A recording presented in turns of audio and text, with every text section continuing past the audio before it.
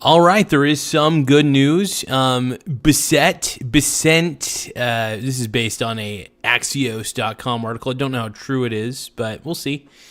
Bissett says SNAP payments could be made this week. Now, let's see what else we got here. Treasury Secretary Scott Bessent said the administration could greenlight food assistance payouts by Wednesday, after federal courts ordered officials to tap into emergency funds to keep aid flowing. The big picture, even if the Trump administration complies with orders to ensure SNAP benefits are at least partially paid, it's still unclear when millions of families will actually receive their aid. And any relief would be a temporary fix under the ongoing government shutdown. A federal judge this is an Axios article. A federal judge on Saturday presented the administration with two options: make full payments by Monday or partial payments by Wednesday. What's driving the news is Bessent said on CNN State of the Union Sunday that payments could be made by Wednesday, but he added that 5 Democratic senators could cross the aisle and open the government by Wednesday. Asked by CNN's Jake Tapper when payments could be issued, Bessent pointed to President Trump's Friday Truth Social post announcing he had asked the court to clarify how we can legally fund SNAP as soon as possible. President Trump just truthed out that he's very anxious to get this done, Bessent said, and it's got to go through the courts. The courts keep jamming up things. Yes, but Judge John McConnell Jr. of the U.S. District Court for the District of Rhode Island already responded to Trump's post with Saturday's legal decision, even thanking the president for his quick and definitive response. However, the court gave the administration leeway in deciding whether it wanted to tap into additional dollars beyond the contingency fund to make a full payment. But it said that under no circumstances shall the partial payments be made later than Wednesday, November 5th. Catch up quick because it's a state of the play, blah, blah, blah. But here's the thing. So it's tough to say what's going to really happen at the end of this, you know.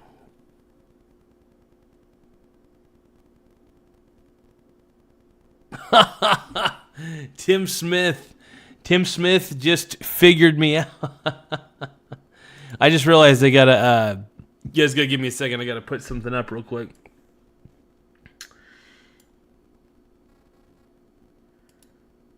I had some stuff going on earlier. I was going to do a show earlier, but I realized I had some responsibilities I had to take care of, so my bad.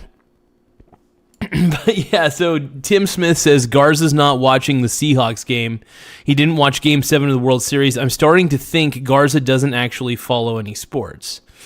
So I do surprisingly follow basketball, and I do watch the NFL, I will admit. Well, sort of.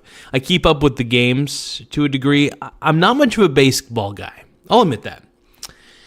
I'm definitely not much of a baseball guy, admittedly. But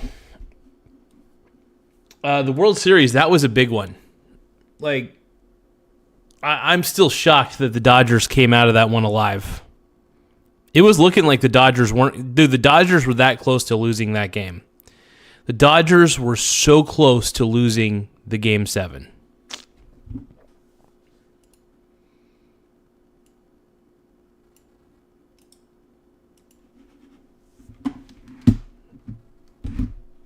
Oh, hold on.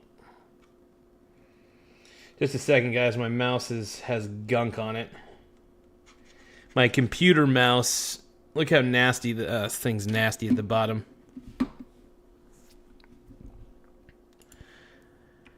Last basketball game I watched was legitimately last year during the playoffs. I think it was like Game 4 of the NBA Finals or something like that. I can't even remember what game it was. Yeah, it's been a while. Even the Portland Trailblazer games I haven't been watching at all just because, honestly, I've just been busier than I've ever been. Last year, I wasn't that busy. This year, I'm just like, gotta go. Gotta do delivery driving. Sort of, it's kind of like not real delivery driving, but you know. I got to do all sorts of stuff. I'm a very busy boy. Been also looking for work as well and stuff like that. It's been interesting. But, it's all good either way.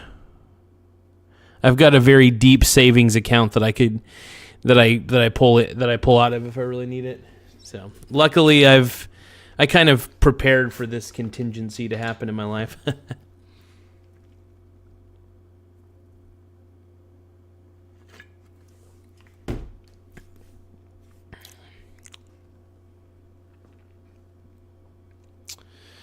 My taxes help fund the stream.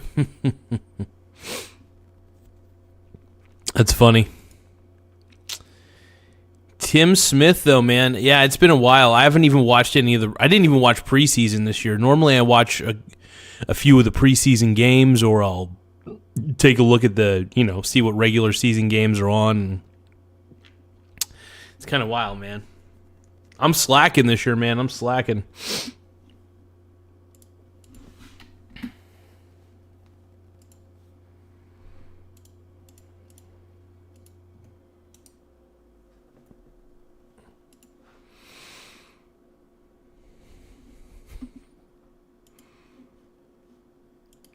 It's funny. I will say this, though. I've been playing a lot more basketball lately.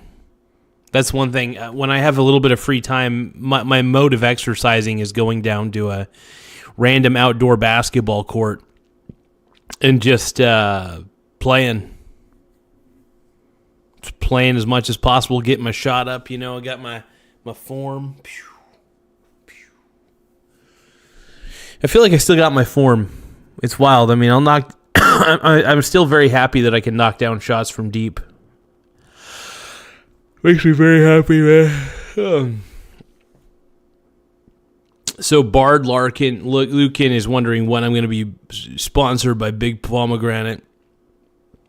That's a very good question. One day.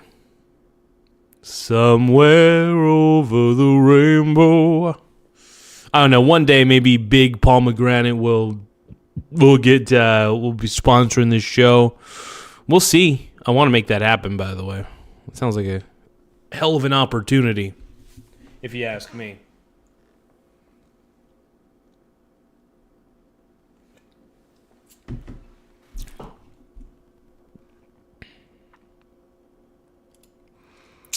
Old Cheryl Hubbard. I'm going to read this aloud. Lived in a cupboard, eating her curds and whey. But yeah, I've been busy as shit. It's funny. I will say this though. The last sports game I watched was actually an NFL game last week. It was during Thursday Night Football. And if I remember correctly, was it the Bengals that I was watching? Can't remember who was playing last Thursday. Giants weren't playing Thursday. Let me think about that. I was over at my mom's place, though, watching some Thursday Night Football, which was cool. At least I think it was last week. Either way, I've been watching more NFL. I've been watching more NFL games than anything else. I think I might... it's funny. The older I get, I think I'm becoming more of a football fan than I am a basketball fan. I never thought I'd say that. I mean, I love football. I really do enjoy watching the game of football. But the NBA is just not doing it for me anymore. The regular season's just tough to watch because the players, there's load management. The players don't seem to be taking it as seriously, and it's just frustrating, Now that Starbucks has started asking if you want protein in your coffee, I've seen 3 fights there in the last 2 weeks. Oh man. If I drank Starbucks, man, I'd probably grow man tits because I'd probably ask for too much soy, or they'd force the soy on me. I don't know. I mean, I already got man boobs. My dude, if I consumed soy every day, I would have triple D knockers. All right, I'm probably a B cup, maybe a C cup, but I'd have great jugs if I consumed soy on a day-to-day basis. I got to get my estrogen levels higher. I want to be a soy boy, baby.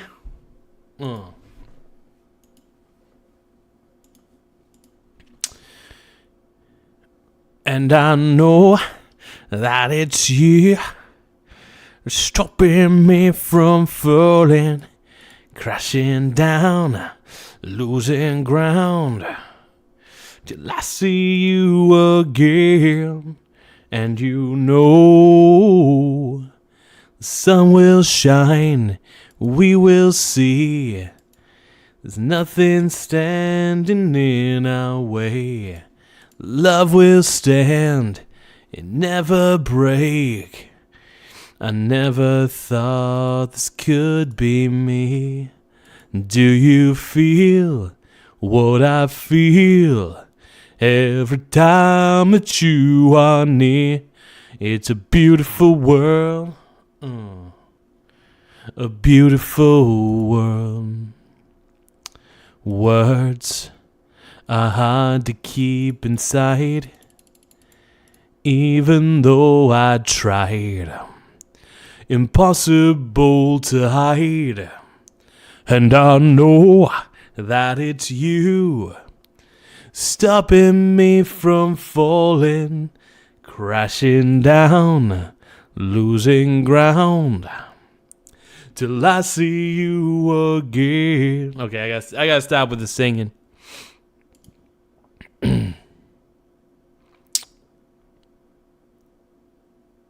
So I do want to do a quick review. Do you guys want to see me do a quick review? Speaking of random news, how about this? I'm gonna pull out some coffee.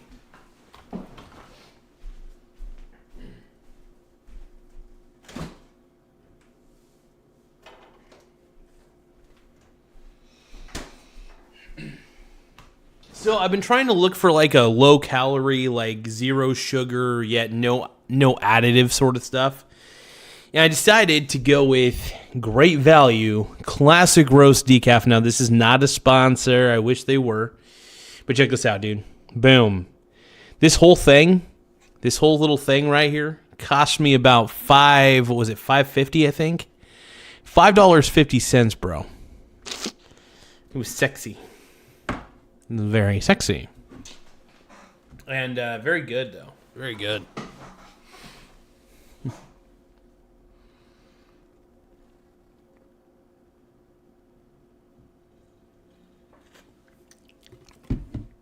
Ooh.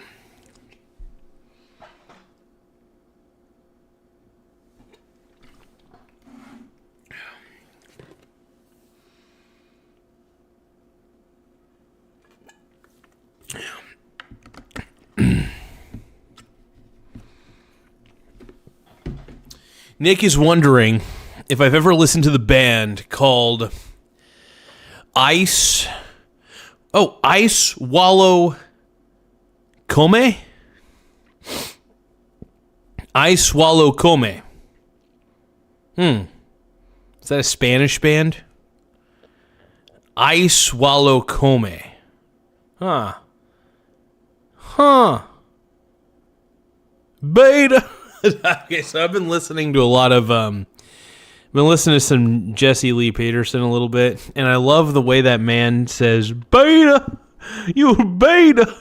I could do it. That's amazing. I could do a Jesse Lee Peterson all day. You a beta.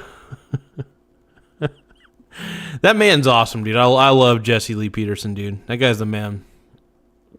If you guys get bored, look up JLP, dude.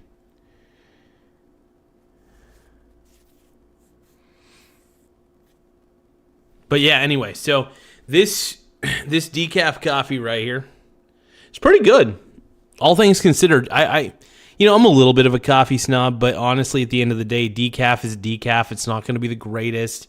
Now, there are times where there is a decaf option, and it still tastes good. Like the beans are roasted really well. They're really just soaking out all the caffeine and shit, right? They're just getting all the caffeine out of it. So you still get. I love the taste of coffee. Now you're probably wondering, what kind of pussy does decaf? You're probably wondering, like, is this guy a total pussy? Why should we listen to this guy? And I can't give you a good reason. just can't.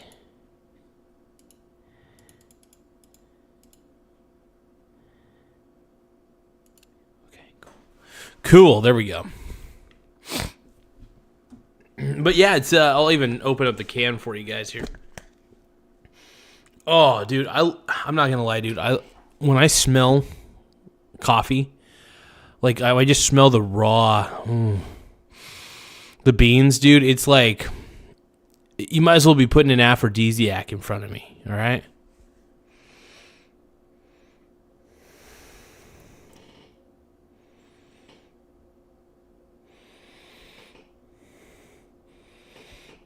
Oh. Oh.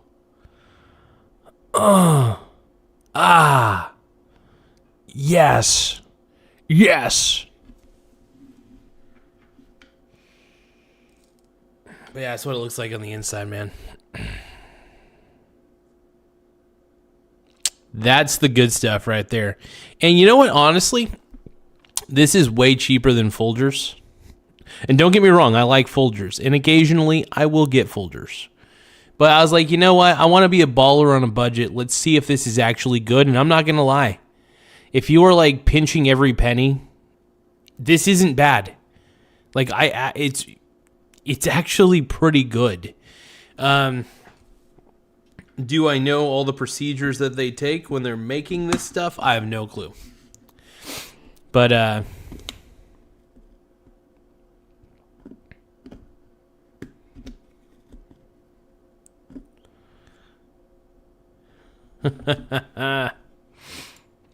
Tim Smith says Diddy's release date to be announced October 27th. Last time Diddy released on a date, it involved 12 bottles of baby oil and human trafficking charges. Oh my God. I gotta smell that. Hold on, I gotta smell that coffee again. Oh, fuck. So I'm not going to be streaming too late tonight. In fact, I'm probably just going to stop streaming around 8. I'm going to try to get to bed super early tonight.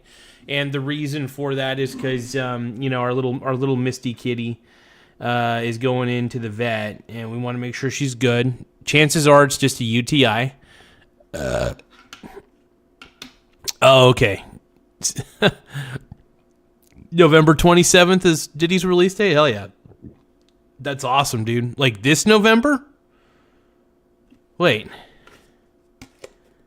Are you saying that like he's not even going to serve his full sentence, or is he going to be released on November 27th of like, let me see here. Let me look up Diddy release date.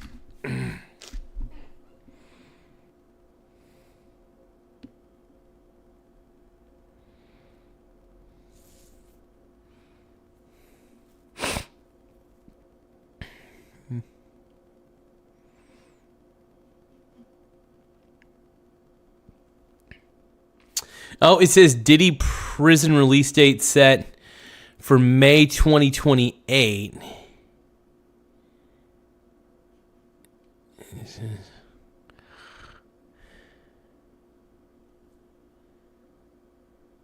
Oh, he's going to get out of there, man.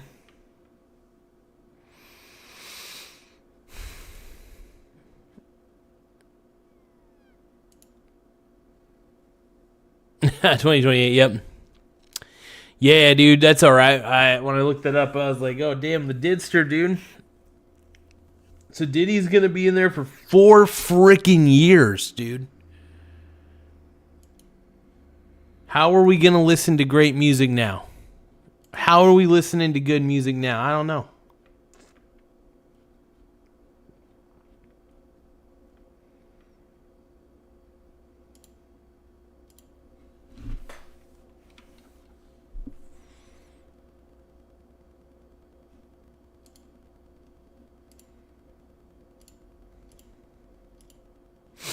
They call me witty, P. Diddy, 'Cause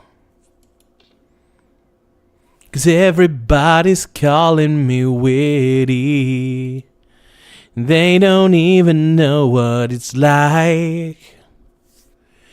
Everybody hating on my boy.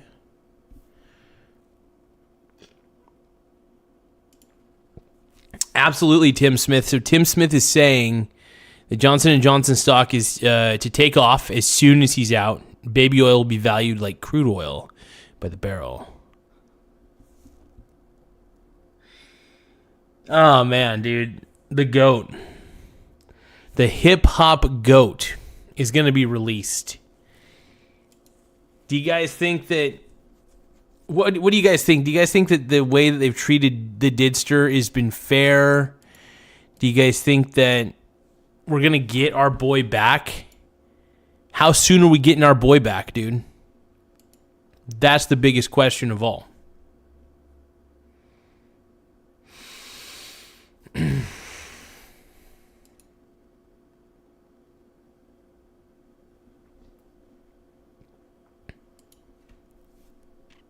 Is he going to, here's the thing. I know they say May 2028. I get that. But, like, do you think he's going to get out on good time? Like, if I were to go on Polymarket right now, do you think Polymarket would let me bet on the release date of P. Diddy? I wonder what that market's looking. Hold on. Let me look up Polymarket.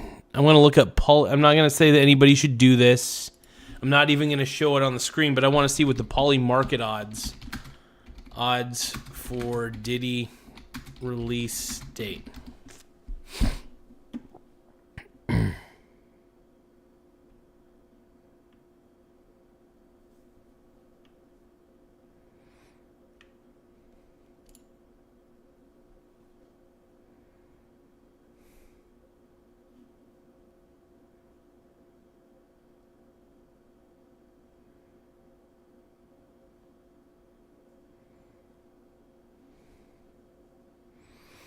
Well, he definitely got the under 5 years, but I want more specifics.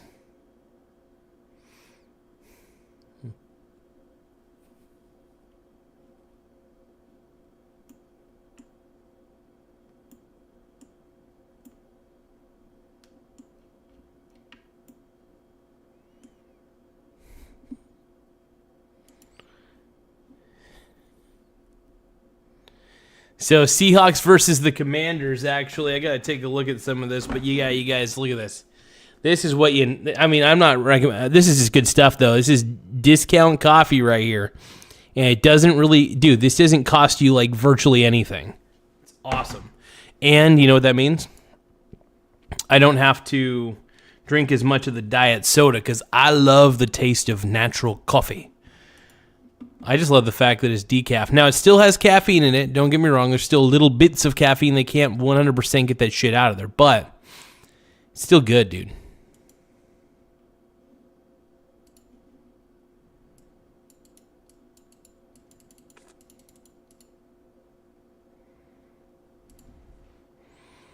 Hell yeah.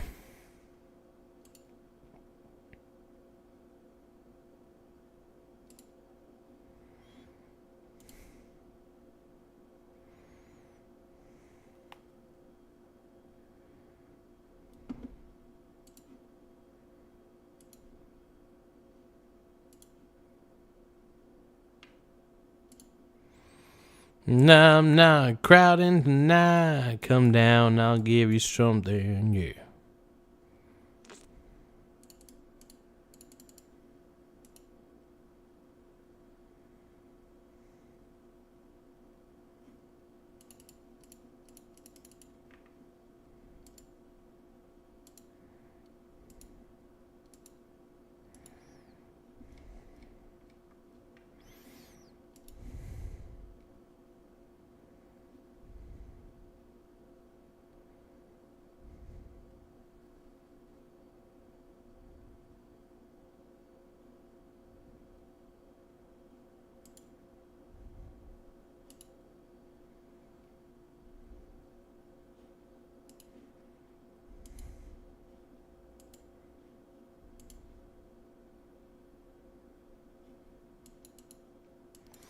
Now, can you guys believe it? The Michael Garza community, we have over 300 subscribers at this point.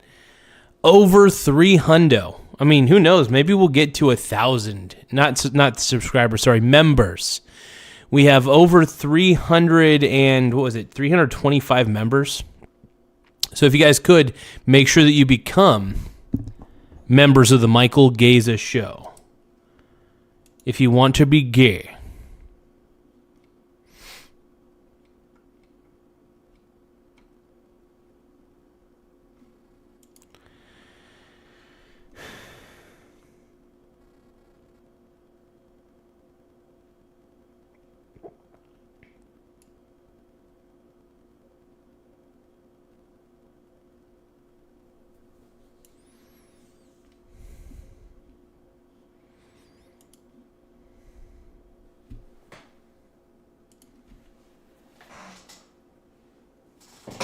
Whoa.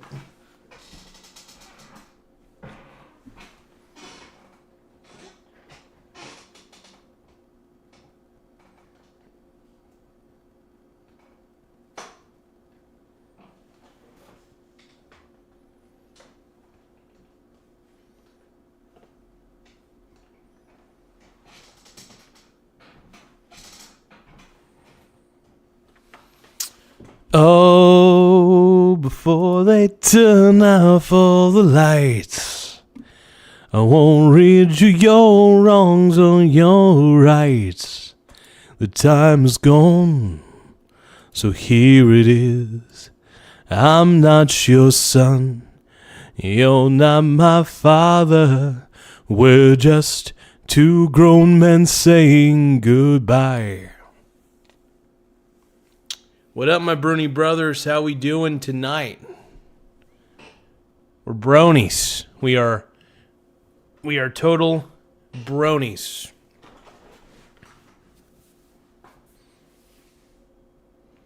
How many of you guys want to be bronies with me?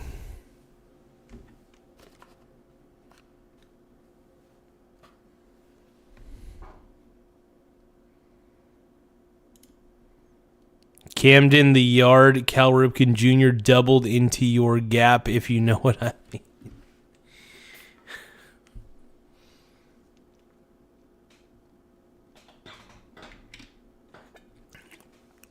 Oh, man.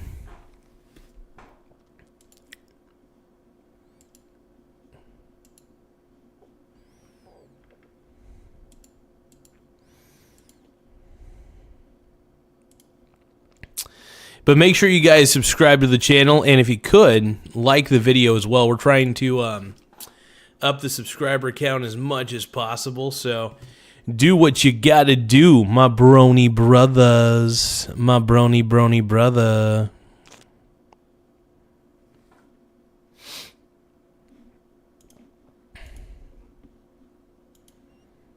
Why is everybody jealous? Of my mussy. You guys think people get jealous of my mussy?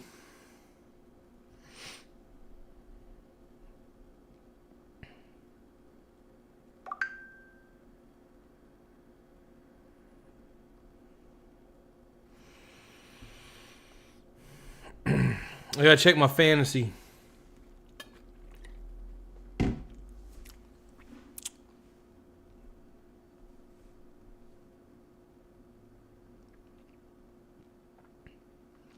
Okay, yeah, as long as Zach Charbonnet has a shitty game, and as long as Trey McBride tomorrow on Monday Night Football has a decent game, I'm in the clear.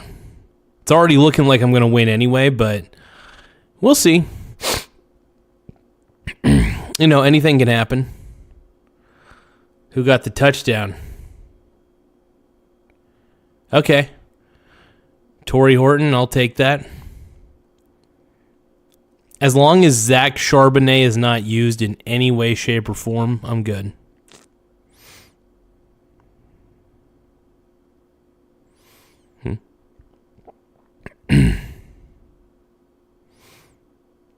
Damn, the Seahawks are looking good.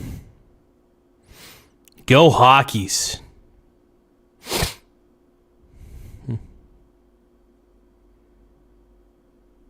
I just got to make sure that Trey McBride, as long as Trey McBride plays really well tomorrow, or at least decently well, he doesn't have to play the best game in the world. He just needs to be competent. That's about the extent of it.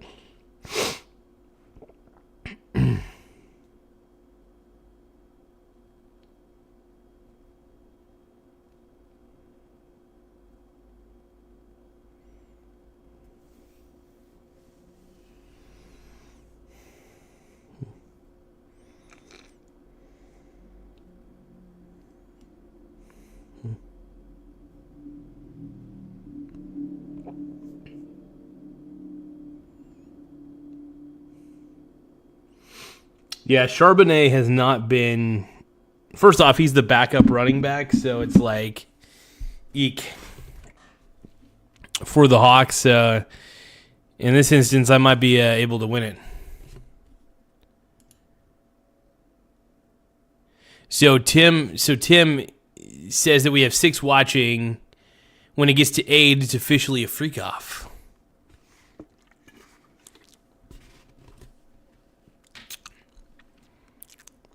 Oh my God. Are we really in freak off territory? Will we ever get back to freak off territory?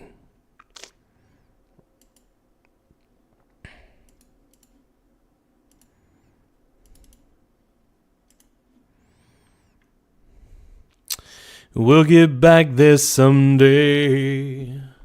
We'll get back to the freak offs. I know we're going back to freak off city. All I know, it's freak off city. Who's ready for freak off time, man? I know this show, the people who watch this show, you're all vile and disgusting and you want to see freak offs. I know. I understand.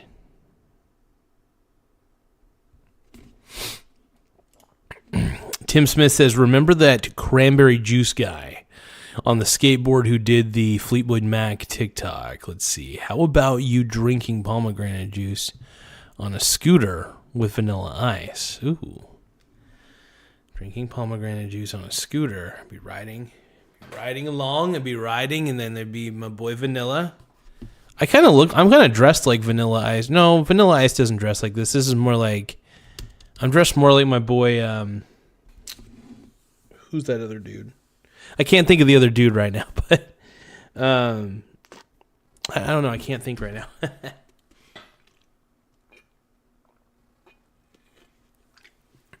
Oh yeah.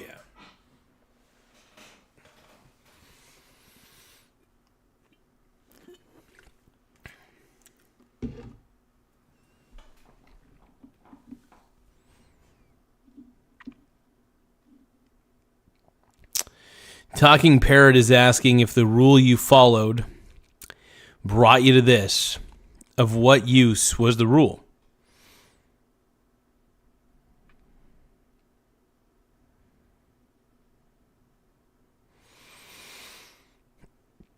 Depends on what we're getting at. I don't know.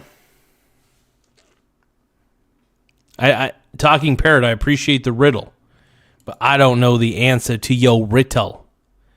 Yo, dog, yo. H to the izzle, E to the izay. Thank you guys for liking the stream, by the way. The more likes we have, the better. It really does help push the channel, push the stream out to more people. So if you guys can subscribe and like, it makes a huge difference. It makes a huge difference there, laddie. It makes a huge difference, laddie. Dude, Chris Reed, nobody wants XRP. Nobody wants your Ponzi money. XRP is Ponzi money, bro. Yeah, Dino Nuggets are pretty tasty. I like Dino Nuggets.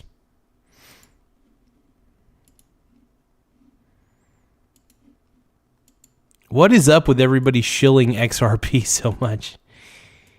So sad, dude. I can't stand it when people are shilling something so intrinsically worthless. It's crazy.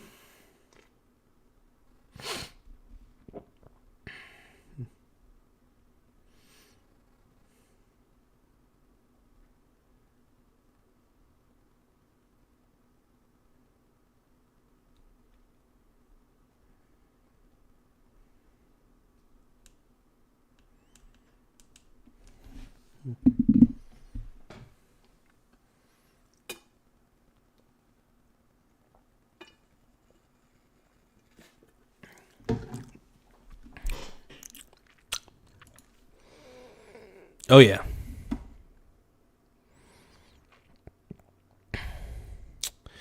That is typically my MO. Tim Smith says, XRP is the sound my account makes when I try to add crypto. It's hard to describe. It's kind of a half burp, half vomit noise. Interesting.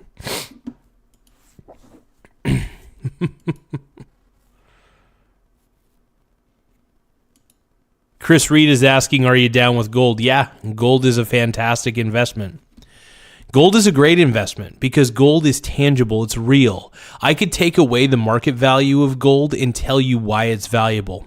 If I took away the market price, if I took away the market price of Bitcoin or any crypto, even though I've studied it, I can't tell you why it even matters in the long run. It's worthless. It's a digital collectible. XRP is garbage. Bitcoin is garbage. I gotta keep telling you guys this. Gold means something. Gold is actually tangible. Gold has more worth. At the end of the day, crypto, and I say crapto, is merely strings of data. That is it. You don't really own anything of value at that point. Crypto is just so ridiculous, dude. I don't understand why anybody would think crypto would be a long-term hold, and if you do, I guess more power to you. Gold and silver, if you're going to want to hold on to any commodities or anything, yeah, gold and silver are, in my opinion, the best commodities. Talk to a financial advisor, not financial advice, obviously, for entertainment and educational purposes only. I love stocks. I love being very diversified in the stock market. I like to try to keep rolling with it, man.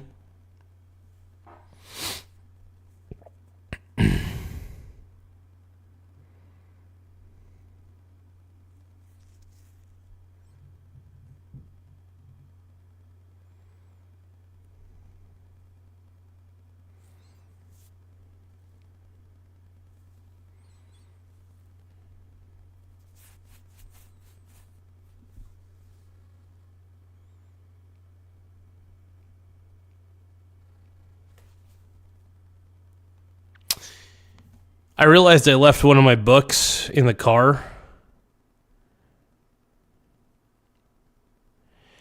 So, Chris, did you at least sell any of your XRP at a higher value? Or at the bare minimum, did you at least start betting against your XRP using, I don't know, swaps or something? Because here's the thing. I don't understand why people ride the wave of crypto but don't protect their bottom line. One of the reasons I feel comfortable owning Bitcoin is because I'm constantly betting against Bitcoin. I love betting against Bitcoin because it just sucks, dude. All crypto sucks. Tim, I'm curious, just out of curiosity, Mr. Tim Smith, have you been, what do you call it? What's the term? Have you been able to protect your bottom line against micro strategies at all? Because I don't trust micro strategies as far as I could throw it. I do believe that Michael Saylor might be the most corrupt CEO of all time. Straight up, enough said.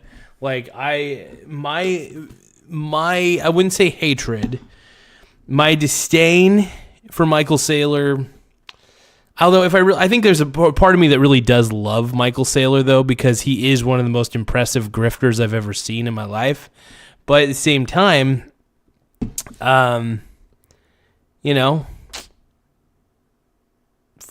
Bitcoin laser eyes, man.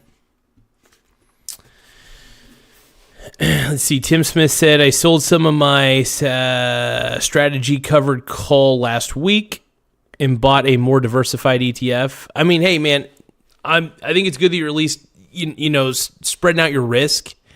Getting a little too concentrated into any one thing is a little daunting. Now, don't let that stop you from owning covered call ETFs or, don't let that stop you from owning what you want to own. I'm just saying be very wary of overly concentrating into one thing. Because while we think we can predict the future, while we think we have an idea of what it's going to do, we never really know. That's one of the reasons why I tell people I don't like to recommend stocks. I'll let people know what I like, but I'll let them know that this is what I like and it's right for me. I have zero clue if it's right for anybody else. And that's just the honesty speaking. And I do tell people you should talk to a financial advisor every freaking time. Abigail, I'm doing pretty well. How are you doing? I don't think I've ever seen your name on this channel before. Well, welcome to the channel. Feel free to subscribe. Feel free to like the stream if you can. It does help the stream a lot. We're trying to expand our reach as far as the eye can see. As far as the eye can see.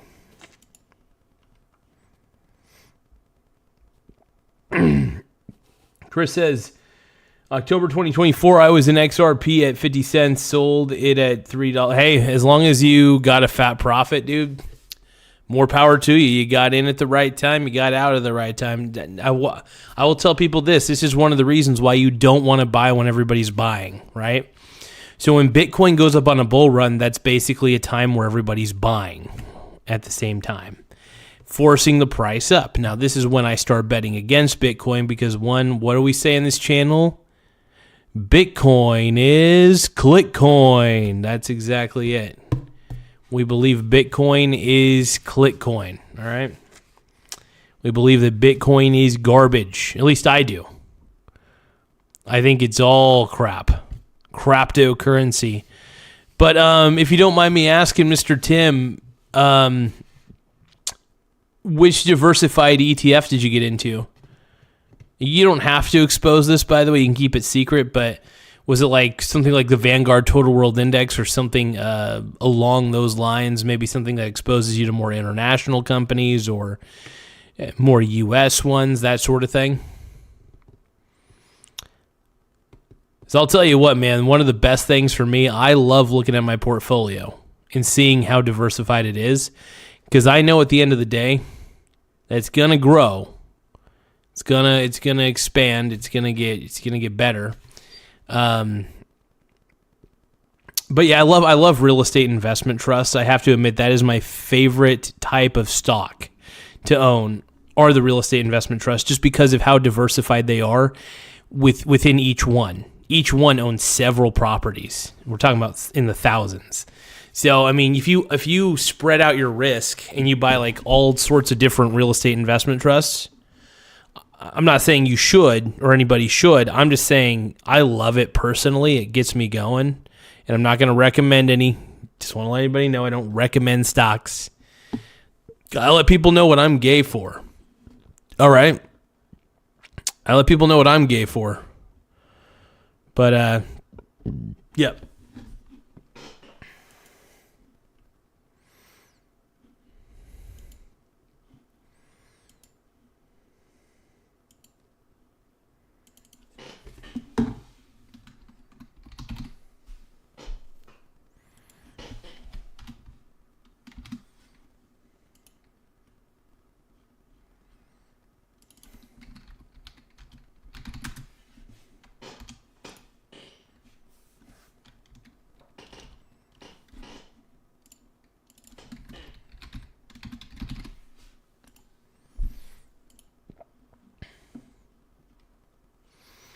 Now, are there any particular stocks that you guys... Oh, here we go.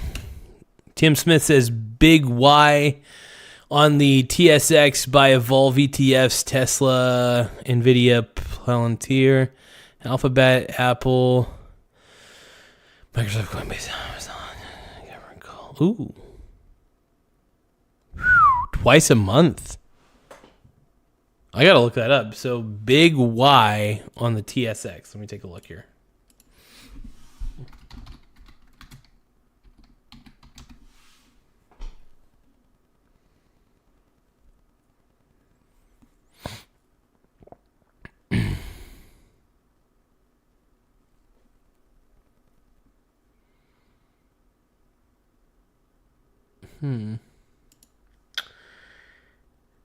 Here we go. I think this is the one you're talking about. Let's see. Yeah, this is the one. Evolve US Equity Ultra Yield ETF. Here we go. High monthly income on leading US companies with ultra yield. Equity income with modest leverage. Distributions paid twice a month. That's not bad, dude. Heck yeah. Yeah. It's good that you're not concentrating into strategy, by the way. Because I think that micro wiener strategies is a scary prospect just because they become a Bitcoin treasury. And to be honest, I don't trust Michael Saylor at all. The dude is very worrisome to me. If I were to have strategy as my only asset in my portfolio, I would be so nervous every freaking day. Michael Saylor, man. Good Lord. We love our Michael Saylor, though. But you got Coinbase, Tesla. I got to admit, man, I think the only thing that's going to keep this ETF afloat is going to be Amazon and Apple. Okay, so the companies that I like on here are going to be... I can't believe they only have 10 holdings, though. For me, these are good companies, so I'm going to say this is better than nothing. I think this is actually fairly diversified. So they're weighting. I'm taking a look at the weighting on here real quick.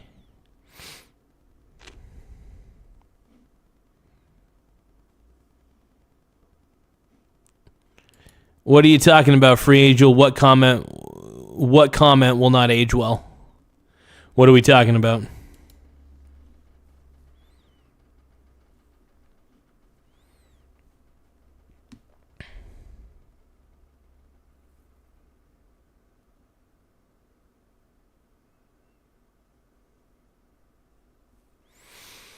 Let's see. So we got Tesla Incorporated, which is 12% of the entire ETF.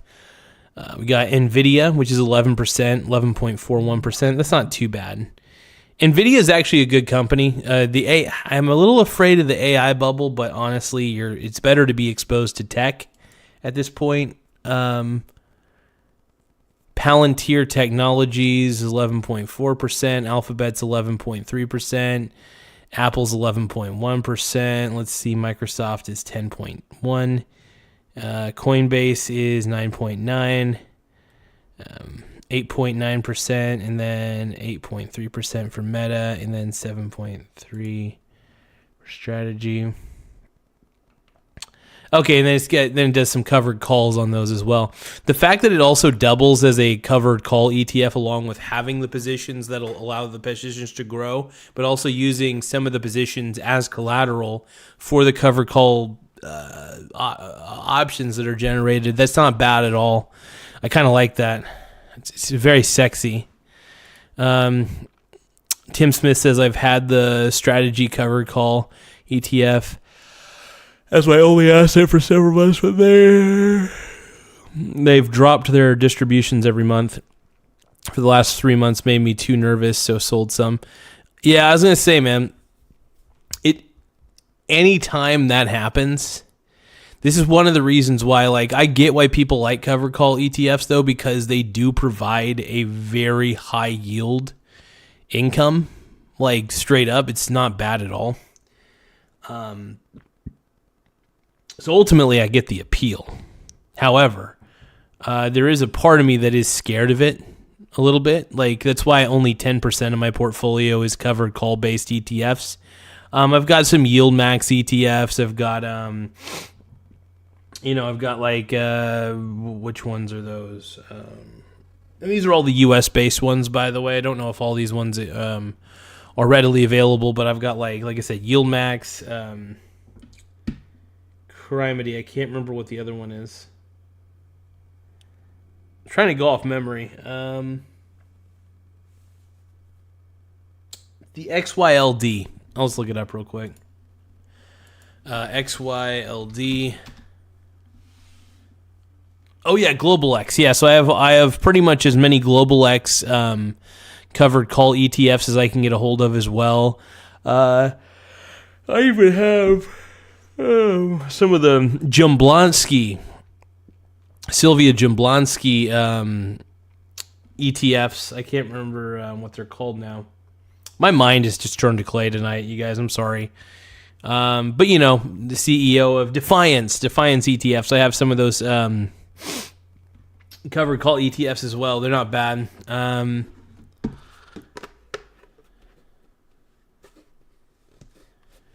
Yeah, it's a little wild.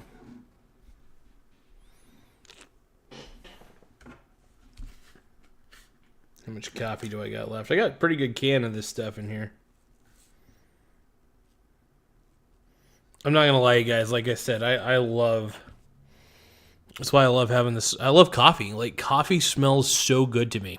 Like, I love that. Even if it's decaffeinated, I just love the taste of coffee. It's just what I'm into, man.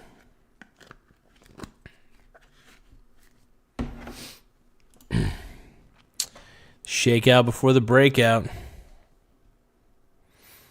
Yeah, Bitcoin sucks, dude. You know that. Free Angel, you know that.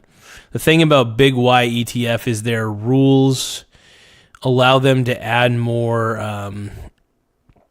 companies or remove a company if it's underperforming. That's not bad. See, that's the kind of ETF that I like. I like an ETF that, if they see something that's not working out in the ETF, they're like, sorry, get out of here. But that's the best part about it, because there are other good companies that keep the ETF afloat and make it to where you don't lose any real ground in growth. So, there's some great, fantastic companies that are set in that ETF that, even if, like hypothetically speaking, let's say 9 of those companies, like let's say Alphabet was the only one that ended up doing any good and kept growing, Alphabet could carry that entire ETF if it needed to. So I doubt all 10 of those would go down, because they're really, really good companies. Except for strategy. Like I said, I don't trust my boy Michael Saylor. I may romanticize about Michael Saylor, but I don't trust Michael Saylor. He's a bad boy, dude. Tim Smith also says, my coworker has Defiance leverage long plus income MSTR ETF. NAV has dropped 75% since inception. They were paying out more than they were taking in, but now they are only paying out 90%. Might be okay. I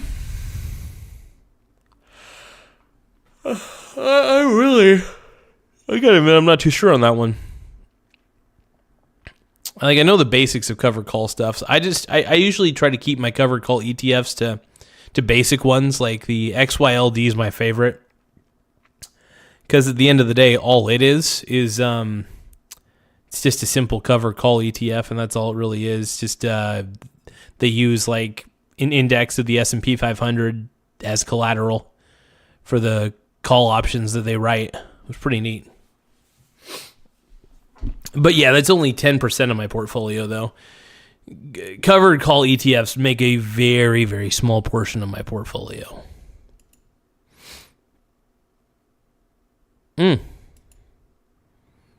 Slung Jones says, hey, Michelle Denise Garza. Garza is my favorite leprechaun Oompa Loompa hybrid. The leprechaun is sleepy. That is true.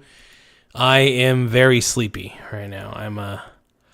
After this stream, I'm going to take a shower and I'm going to friggin' hop in bed, man. I'm going to hop right in bed.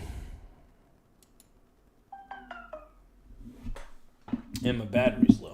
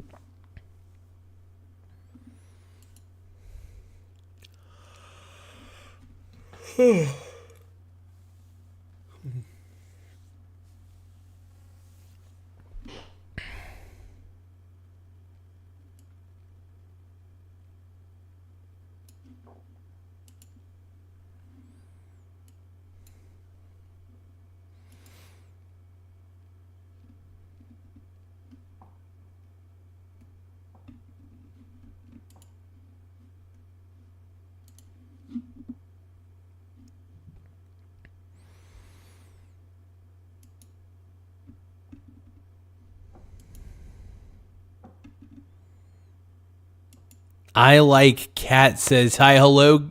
Make sure hey, I see that you're a new face to the channel. Make sure you subscribe. Hit that subscribe button. Oh, yeah. And also, hit the like button, too. It's always very sexy. Now, I appreciate you guys, the amount of likes, the amount of subscribes we've been getting. It's, as always, is what I say, a little overwhelming, but in a good way. In a good way.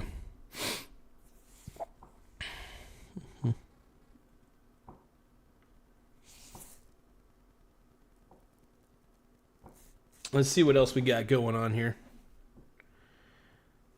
Yeah.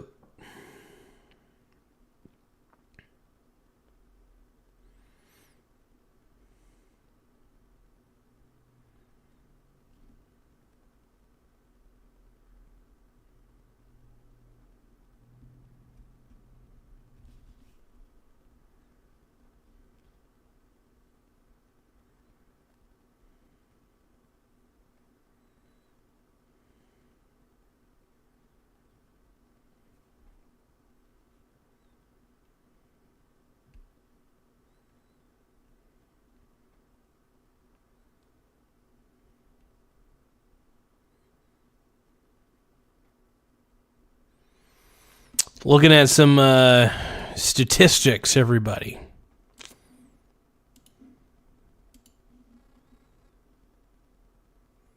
But yeah, make sure you guys subscribe to the channel. More subs, the better. More submissives, that is. Dude, we're almost to 6,200 subs, man. Carl says, Brad.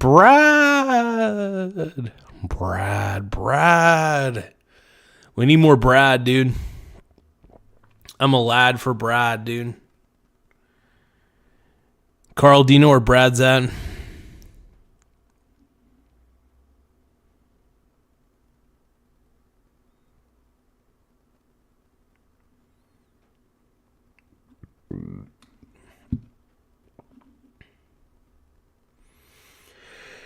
See, guys, we have over this is kind of wild. We have 329, count it, 329 total members. That's kind of insane. In like the best way possible, by the way. I repeat, we have 329 members on this on the show. So I appreciate everybody who comes along and, you know, watches the show and does their thing, man.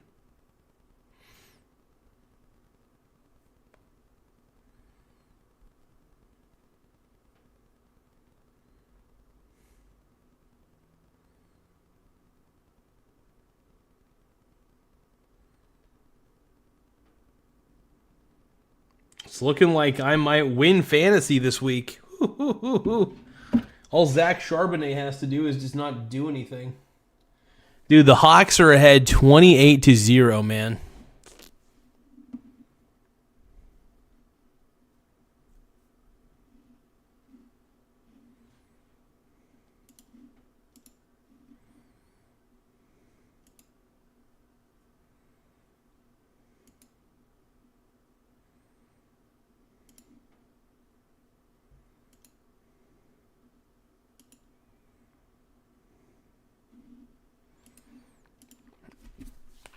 So big Y's yield is too big. I just triggered the YouTube notification system. Big Y. So I want to read that without laughing. Big Y's yield is too big. I just triggered the YouTube notification system. Oh my God.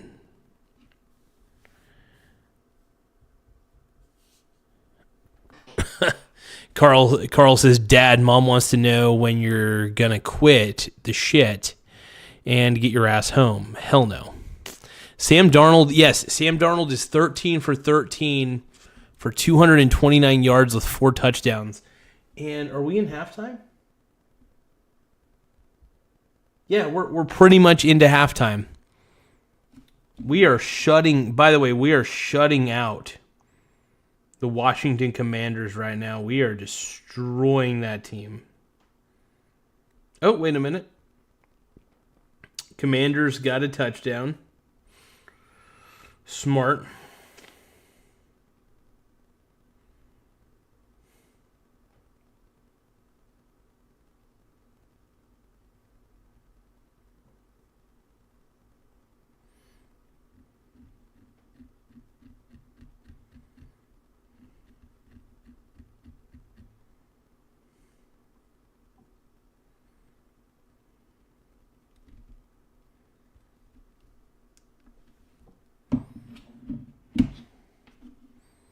That's crazy, though, man. Sam Darnold's throwing a perfect game so far. 13 for 13.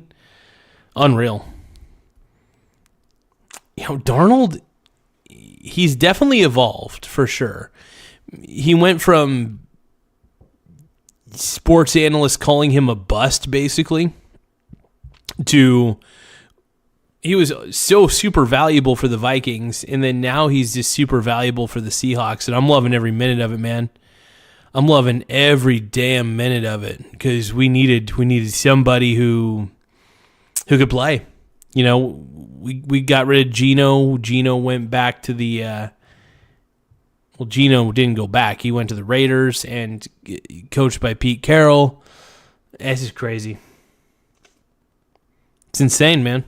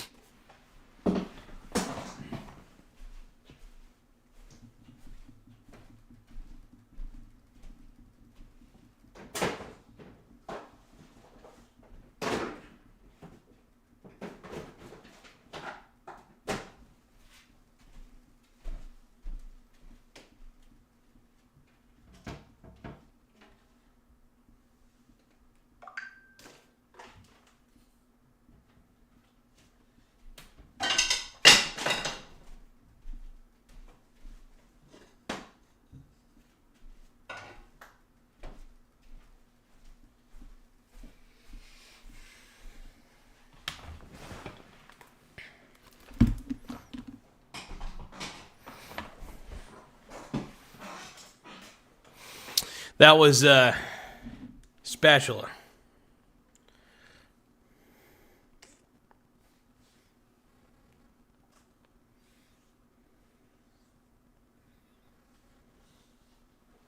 Oh.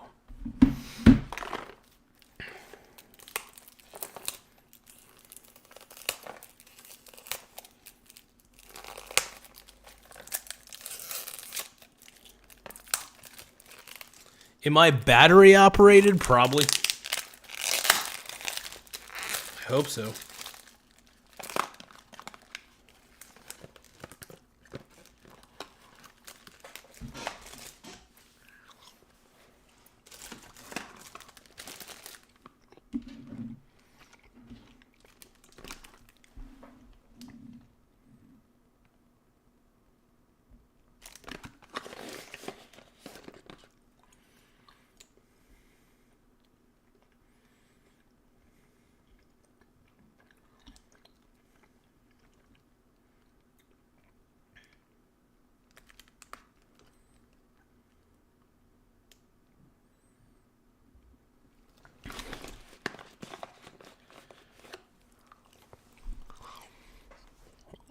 I haven't had enough candy. I need more candy.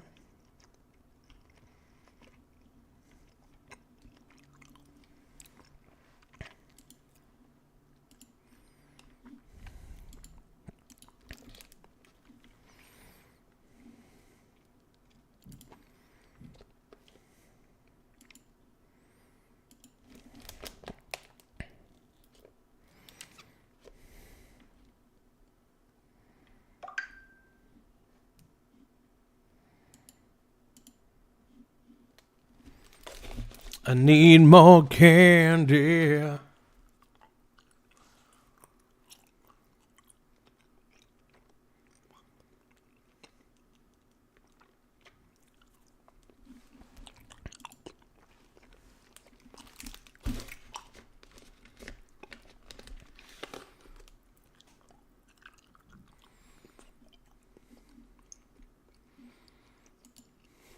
Dots are the Coos Bay of candy. I love dots, dude.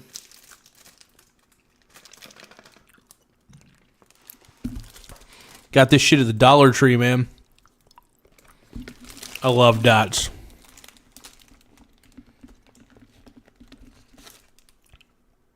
And milk duds are pretty cool. I like milk duds. Milk duds are also pretty sexy. But yeah, agreed. Well, I would say if we're going to talk about the Coos Bay of candy, I mean, that might be kind of accurate. You know, the more I think about it, I mean, it's a pretty good comparison.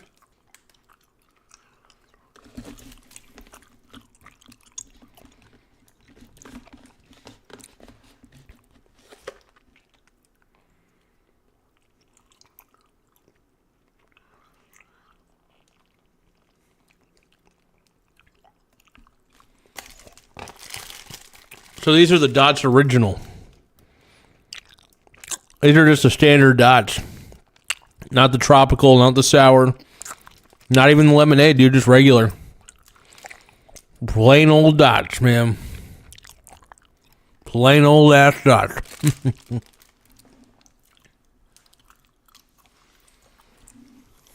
a good question, Tim.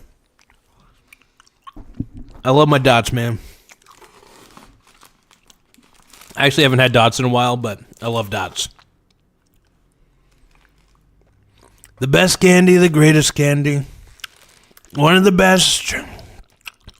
I think most people are jealous because I have the greatest candy in the world. No one can match it. No one can feel it.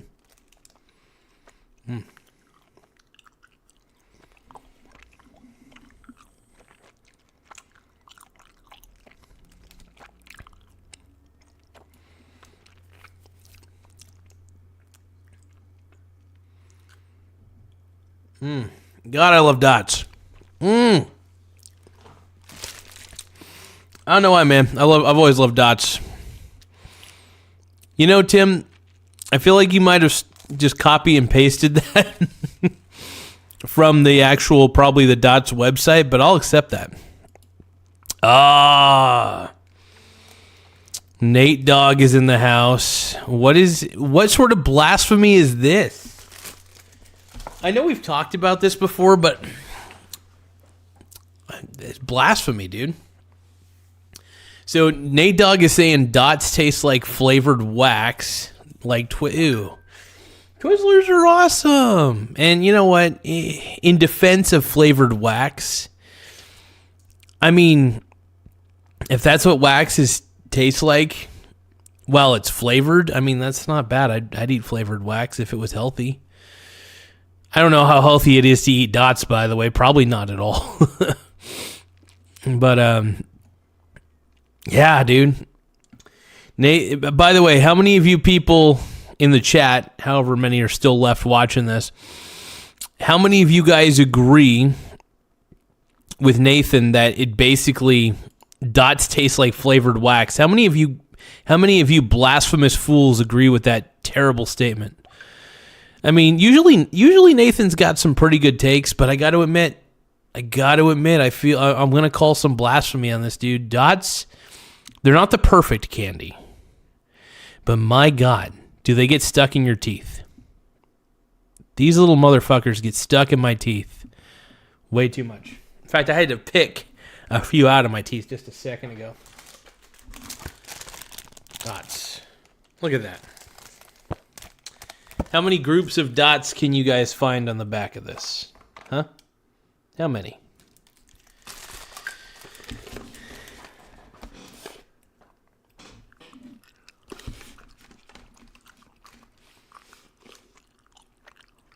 Dollar General have yellow cartridges? I don't know.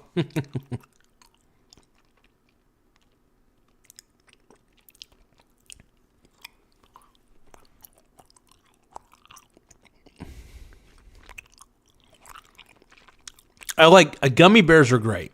I gotta admit.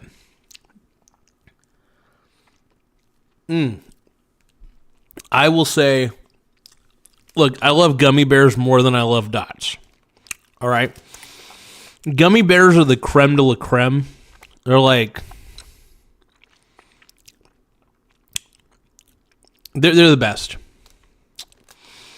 Gummy bears are I love any sort of gummy candy. That's why I love dots so much. But dots, I will admit, on the gummy level, dots happen to go in kind of the mid-tier.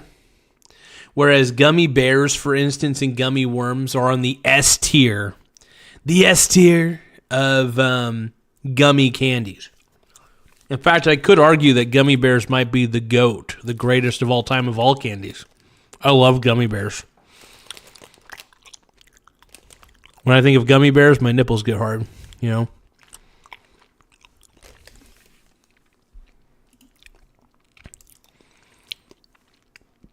So Tim Smith is laying down some facts. He says the name Dots comes from the nickname of the founder, Dorothy Henke. Even though she didn't like the nickname, her family thought it was catchy for the pretzel business.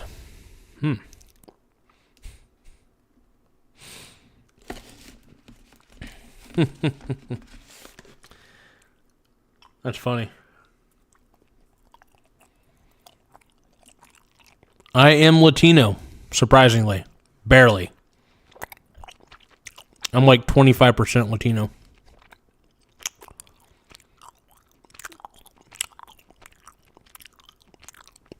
Yep.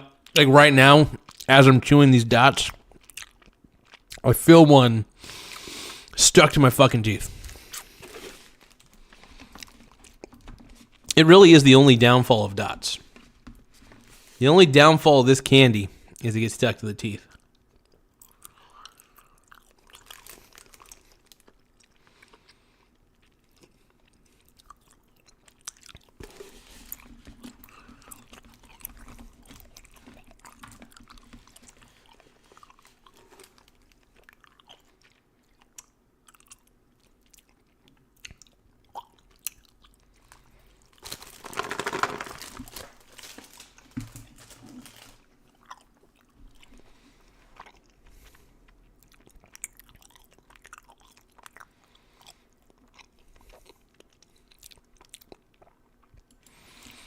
Crows are the oldest candy in the Dots family.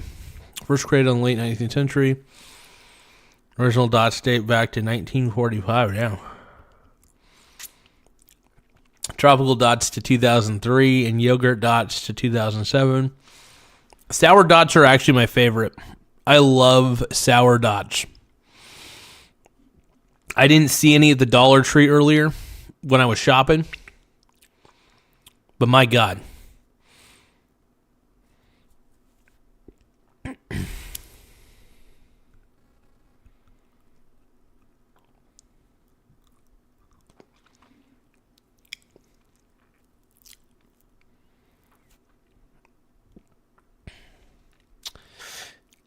Thank you, David Bowles. I appreciate you.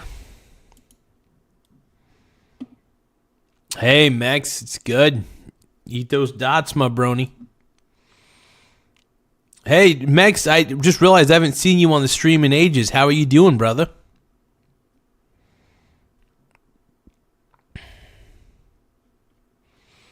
Mason dots. Are we all bromantically, are we all like being bromantically taken together? Are combined? Are we all having a bromantic moment in the chat about dots? Except for Nathan, though. Nathan does not get boned up for dots the way that I get boned up. I get boned up for just about any candy, though. I'm trying to think of a candy that I don't like. And that's pretty tough, because I like pretty much every candy. I don't like spicy candy, though. I'm not a big fan of spicy candy. I love spicy food, but I don't like spicy sweets. I just feel like the two just shouldn't mix. I like sour and sweet, but I don't like spicy and sweet. There's just never been, in my mind, a reason for that. Now, some people get their kicks off on it. It's just like pineapple on pizza. I don't get it, but you know, if you can spooge all over the place to pineapple on pizza, for example, More power to you. I ain't going to kink shame. I ain't going to food shame either. All right?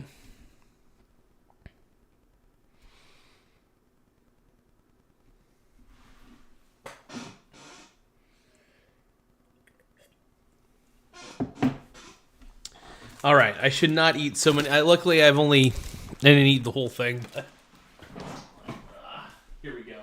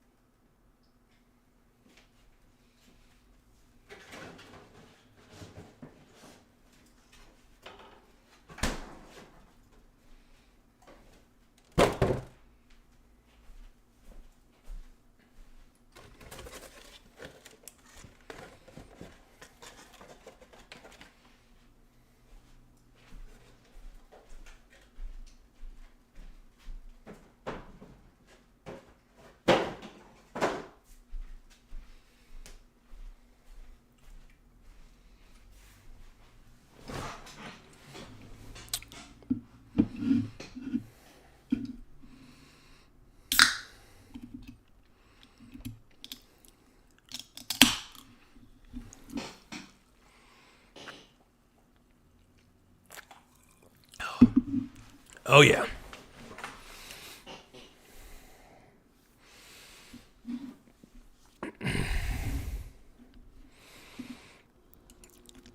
So Tim Smith is saying, hold on, real quick. Carl's saying, I like Nestle Crunches now that another company took them over.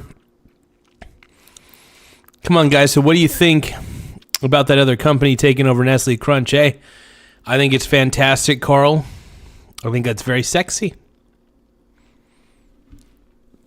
Now, Tim Smith is saying, Garza wearing orange Bitcoin shorts, hashtag shorts for sailor 2025.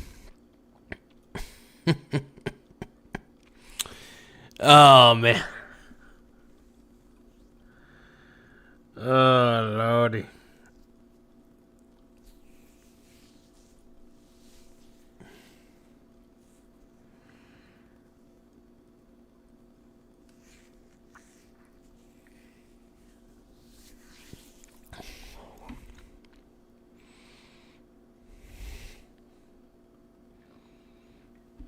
I'm shrinking.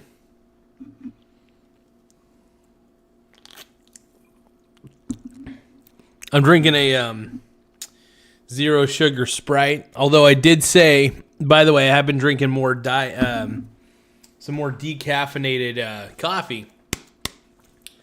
But it's a little easier.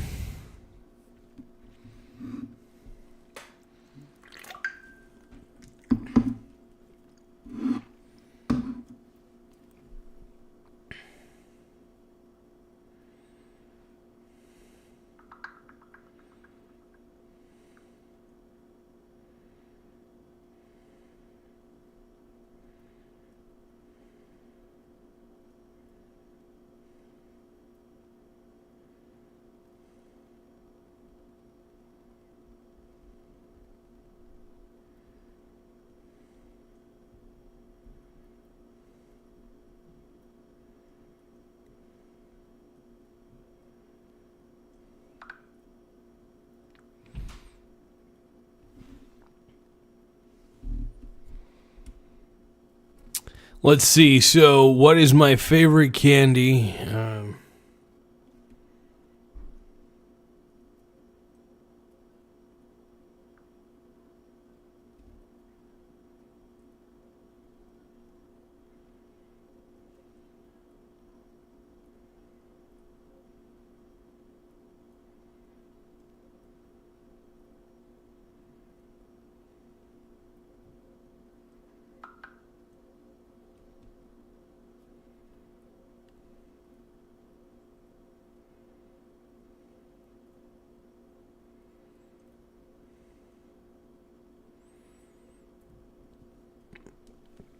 I realized there's a book that I left in my car. I was going to try to read a little bit of it tonight.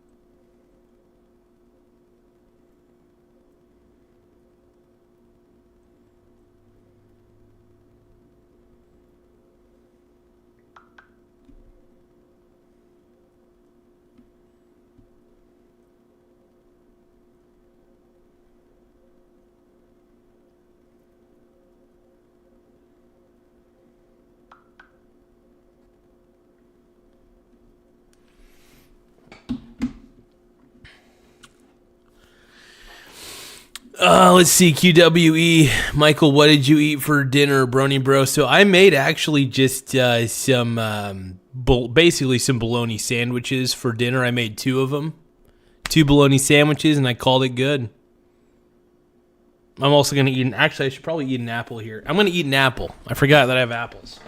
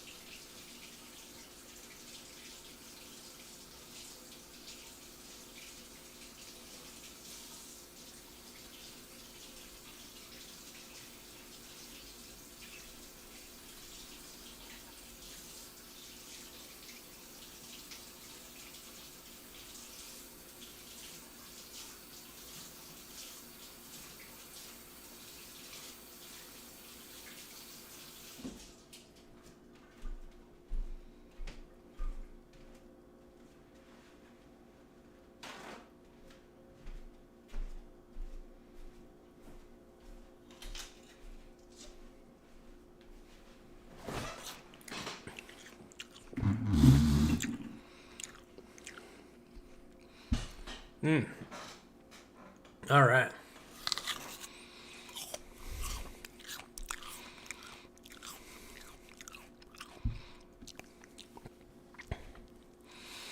Uh-oh, QWE and Mex are having a cat fight. Are you guys fighting for my love? Everybody's fighting for my love right now.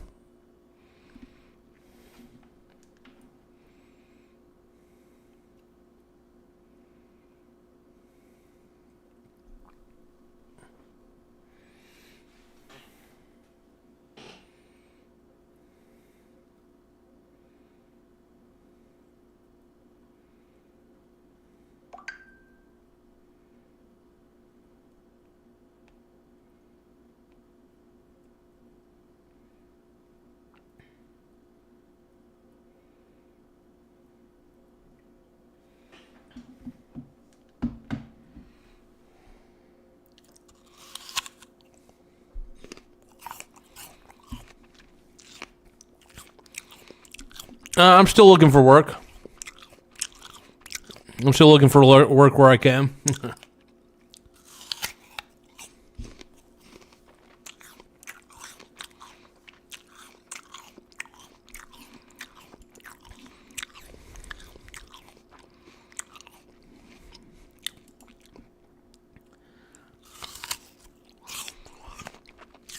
Do you guys have any? So, what's your guys' favorite? What's your guys' favorite stock?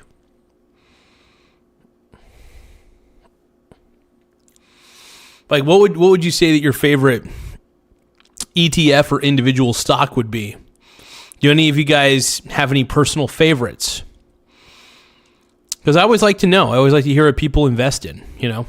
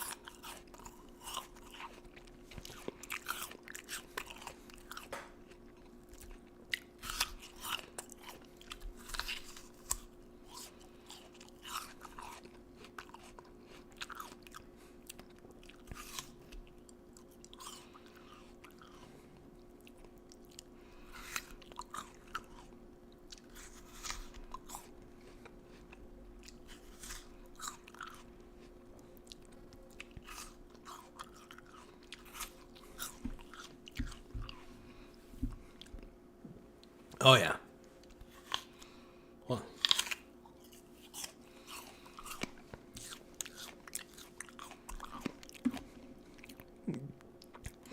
QWE, I appreciate you glazing my bread.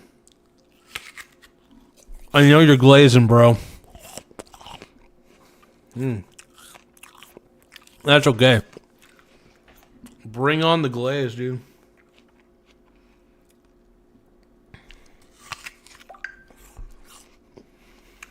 Uh-oh.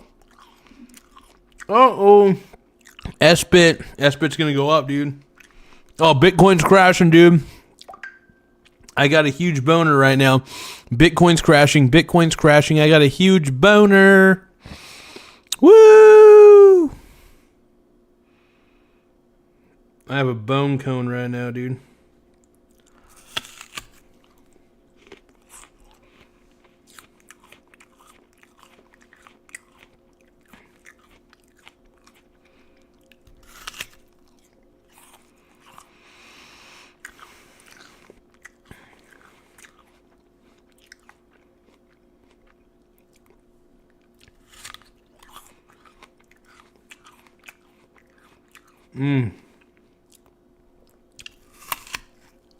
I am so effing sprung right now, dude.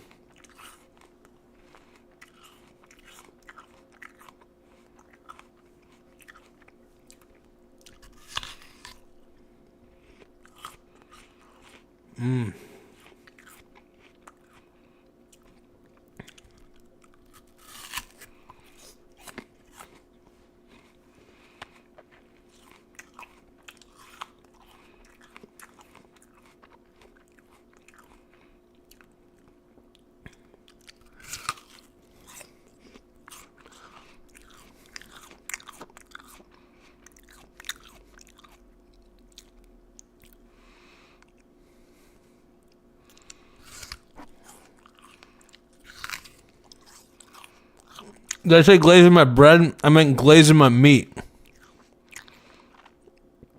QWE, it's okay if you're glazing my meat, bro. I don't mind glaze, dude.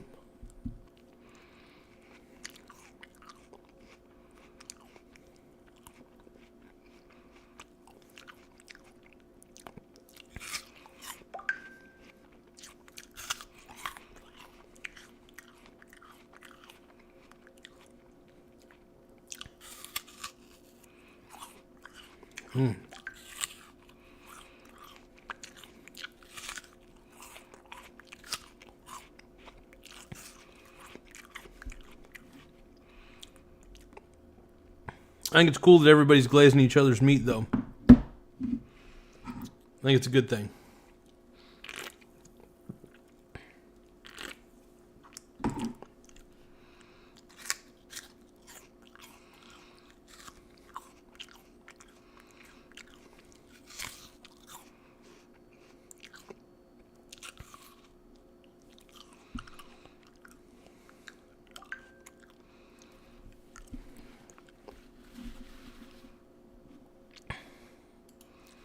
Oh, crap.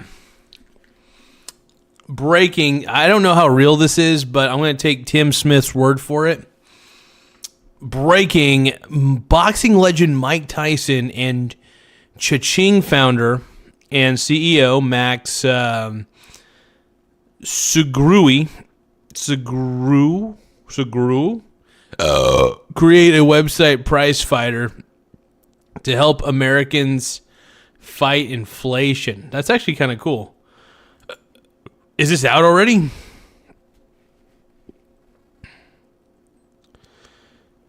Mike Tyson and Cha-Ching. I'm going to look that up, dude. Mike Tyson and Cha-Ching.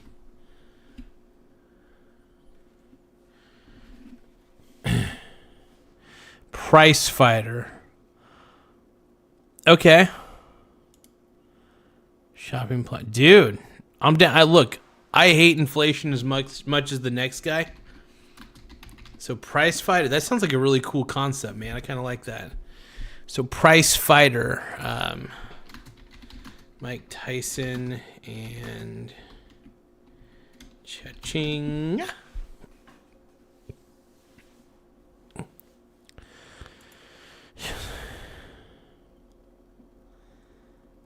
Is this website out already, though, is the question. So how it works, when you shop on the Price Fighter marketplace, Cha-Ching redirects the fees that would normally go to large tech companies back to you as cashback amount. The platform offers up to $500 a month paid out weekly in partnership with Cha-Ching. The more people who use the platform, the better deals and savings for everyone, even retroactively. Merchant participation.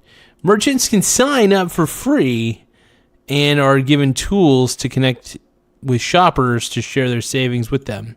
Tyson's involvement as the frontman, Mike Tyson, highlights the platform's role in combating inflation, drawing. Let's see what we got here. Okay. Where's the official website, though? Is it out yet?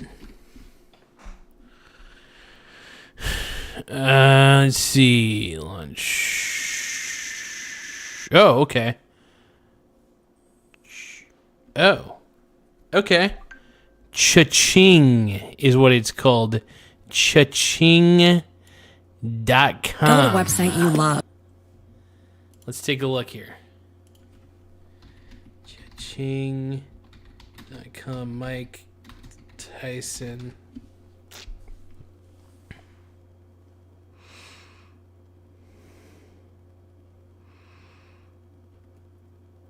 Is this out yet, though? Where's the website at? Trying to figure this out, you guys.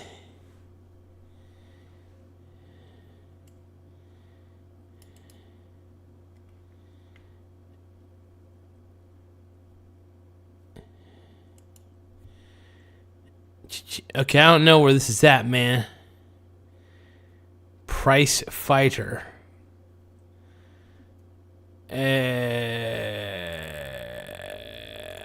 I don't want to accept your cookies. I don't want to accept any cookies.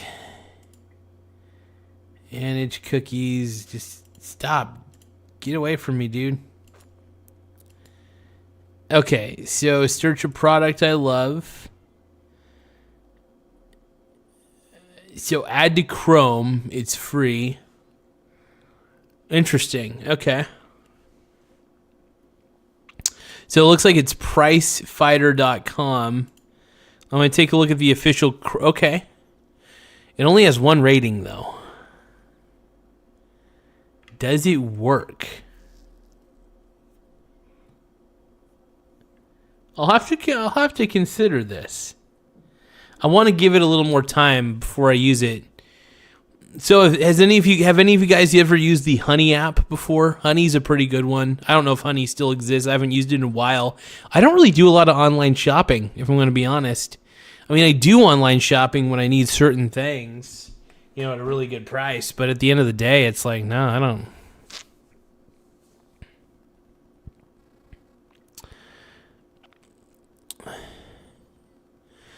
Who do I got to give a nice compliment to? Let's see.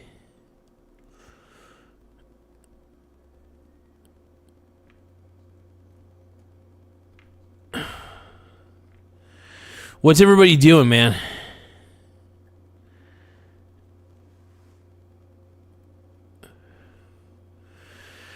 Okay. I don't know what you guys are doing.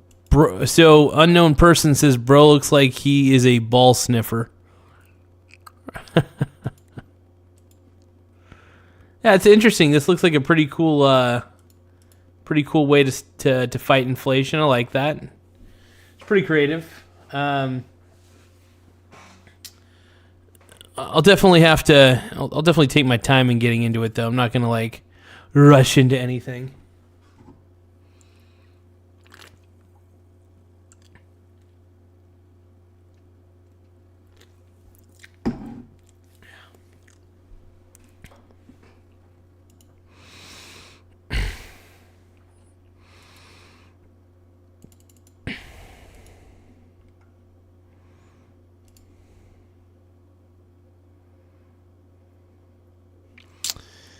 QWE, that's quite all right. You've done enough.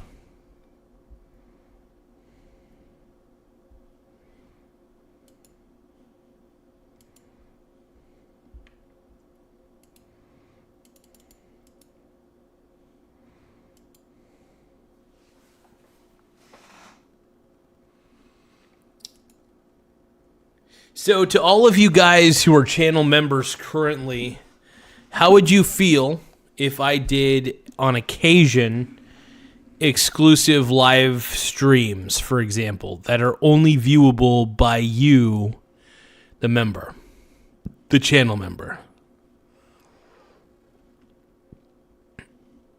Because I've been thinking about it, man. I've been thinking about doing an exclusive live stream.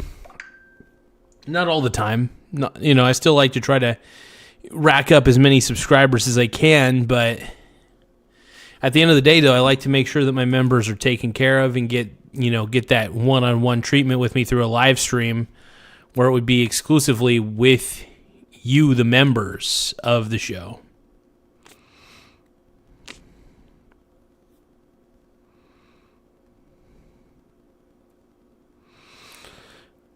What are we talking about here, you guys?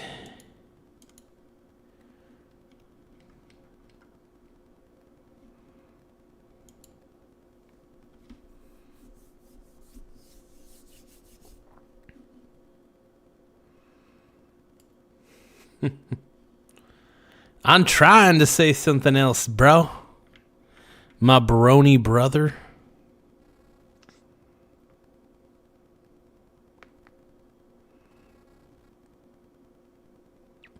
So I'm at 6,000, 6,174 subscribers. I think that you just subscribed, Zach, so that puts us up to 6,175. Thank you so much for the subscribe. I appreciate it. That's awesome, man. Thank you, my brony brother. Hey, you guys are rocking it, man. I appreciate all you guys, and I appreciate all the subscribes, the simp scribes, you name it, man. I love it when people are simping. Because if you ain't simping, what are you doing, man?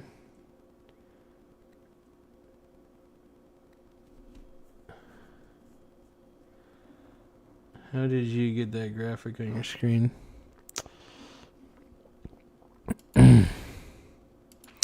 Oh, you're talking about how it highlights the chat. So I'm going to put the name of the program that I'm using. It's called Social Stream Ninja. And you can type that in on Google.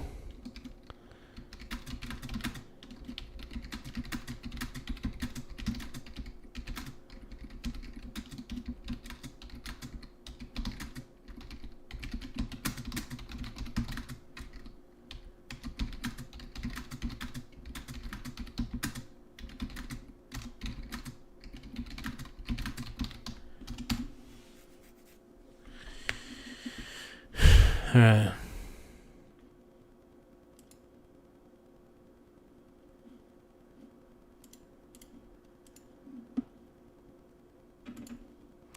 Ain't no frosting tonight, my friend. Ain't no frosting tonight.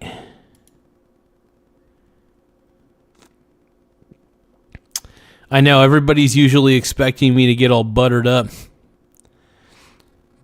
and sexy, but not tonight, you guys. Not tonight. I'm going to bed early. At least I got to try to go to bed early.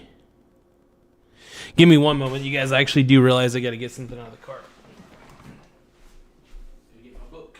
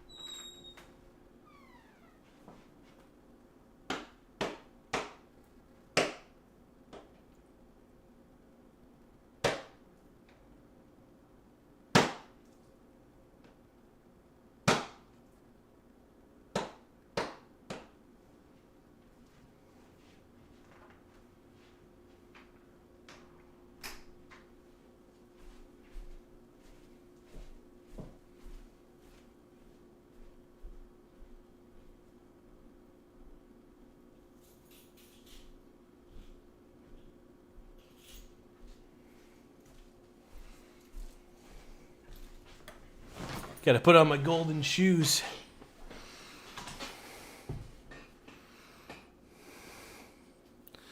Yeah, I know. I got to put on my shoes real quick.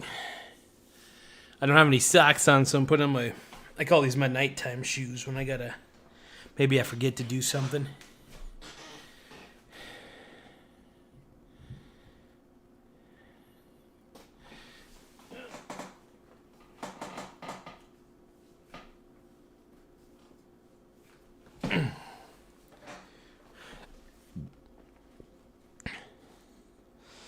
Safety first.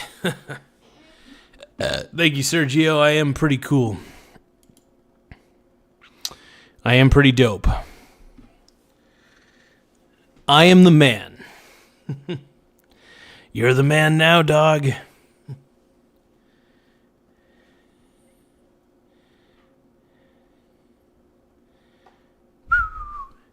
Thank you guys for subscribing, though, and honestly, it means a lot. The more subscribers we have, the better. So if you guys can, hit that subscribe button right there.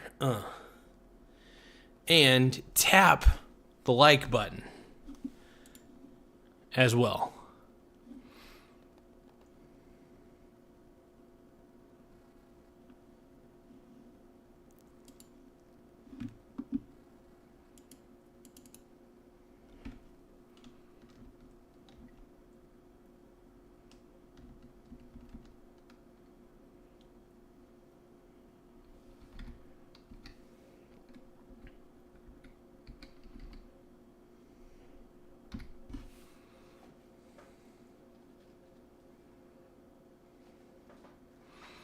Super chats do help quite a bit, and we do try to encourage super chats as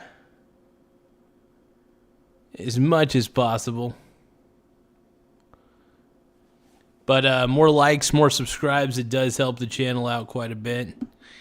We really appreciate it more than anything, and yeah, we'd like to see what we could do.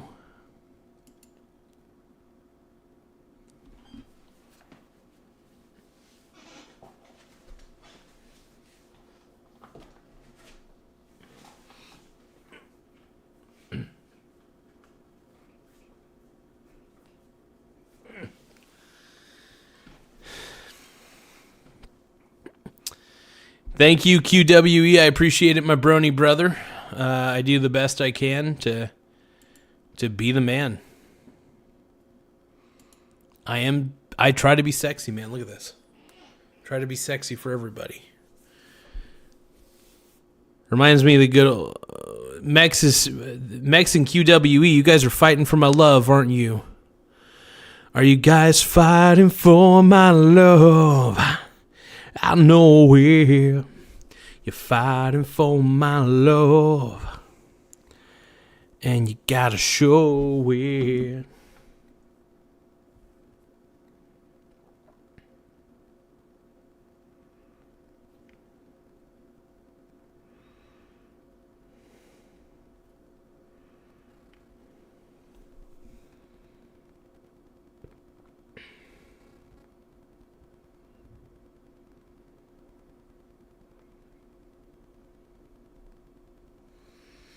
Damn, dude.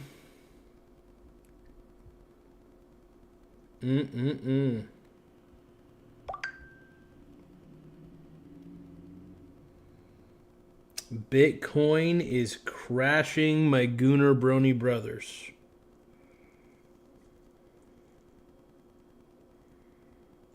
$31.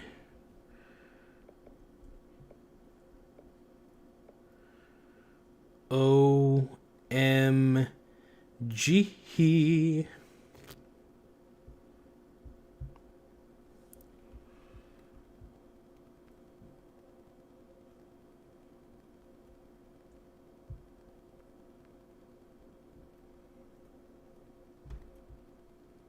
$31.50. $31.50. They call me witty. P. Diddy.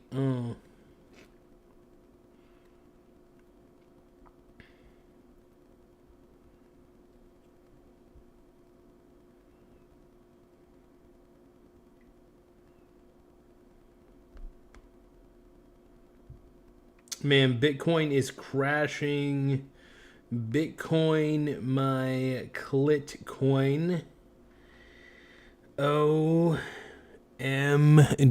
It's just going to keep going down, dude. Of course Bitcoin's cooked, dude. Bitcoin sucks, dude. Bitcoin's bad. Bitcoin's bad for your health, brother.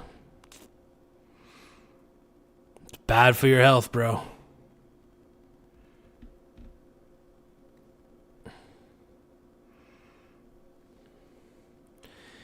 Sergio, that is the dumbest comment I've ever seen. I'm sorry, bro. People who hold gold are smart. People who hold Bitcoin are dumb. Sorry, I can't say anything else but beyond that, man. Uh-oh, are we seeing the Bitcoin bear market right now? What's happening?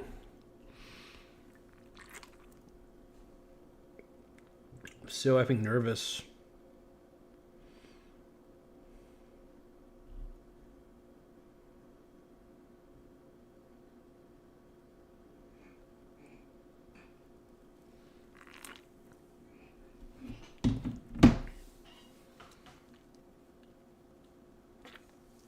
Sergio, the fact that you're using all caps locks to trying to convince me that Bitcoin is worth it.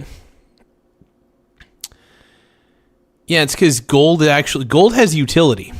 Bitcoin does not have utility. Bitcoin is intrinsically worthless. Like, I don't think people understand that Bitcoin is intrinsically worthless.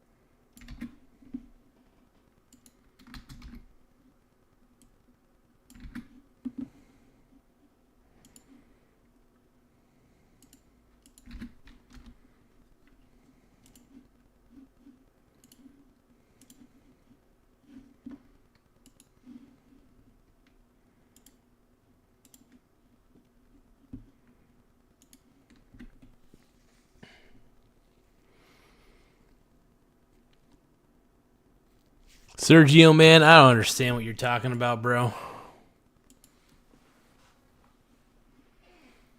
Come on, Sergio. What are you talking about, brother? You guys, I got to go take a crap. But before I take a crap, I got to go to my car. I want to see how you guys react to me reading.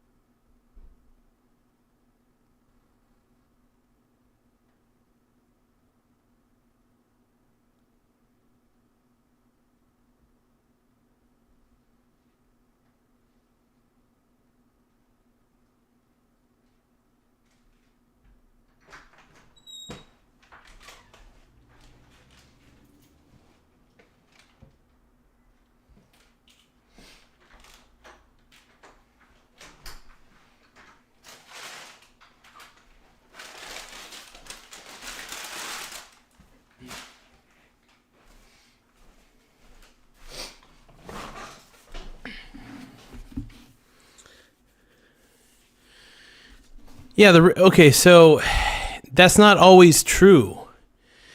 By the way, usually the riskier, usually you end up getting to zero. Risk does not always equate to reward. Sometimes there's just high risk, low reward. In fact, the majority of the time it's high risk, low reward in penny stocks. So it's kind of ridiculous. It's a dumb statement.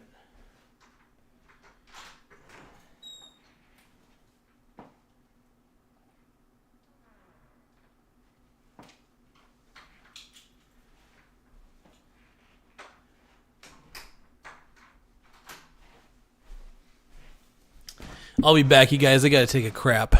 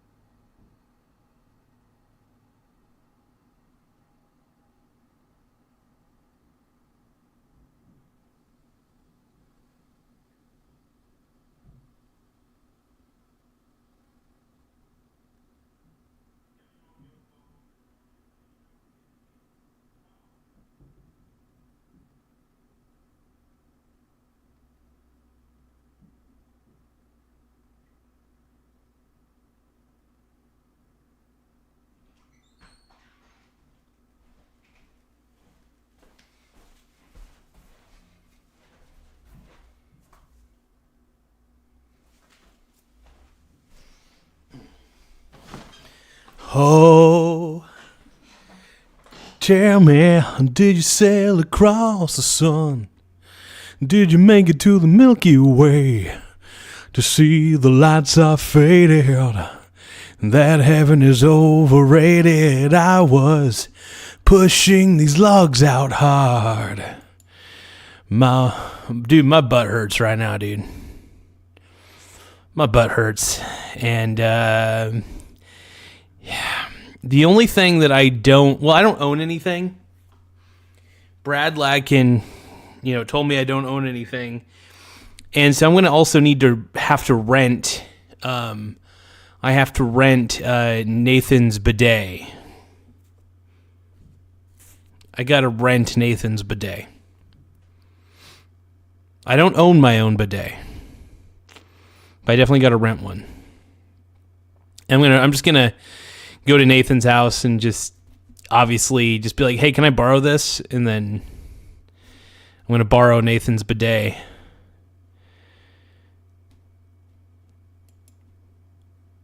This is how it goes, dude. I borrow the bidet, dude. Nothing wrong with borrowing that bidet. Oh, my bussy feels so good right now, dude. You have no idea.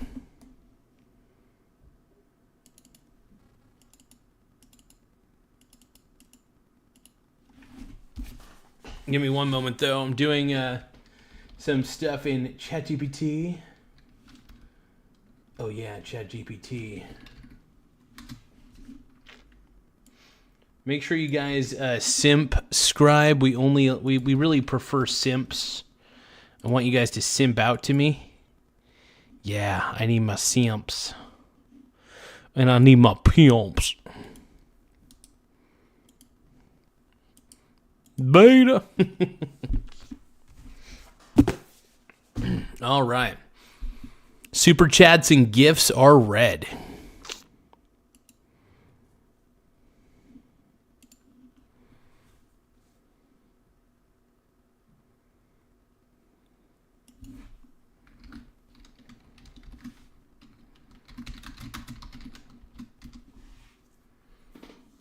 Beta.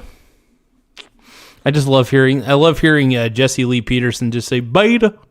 Beta. But overall, I mean, one of the big deals that we have on here.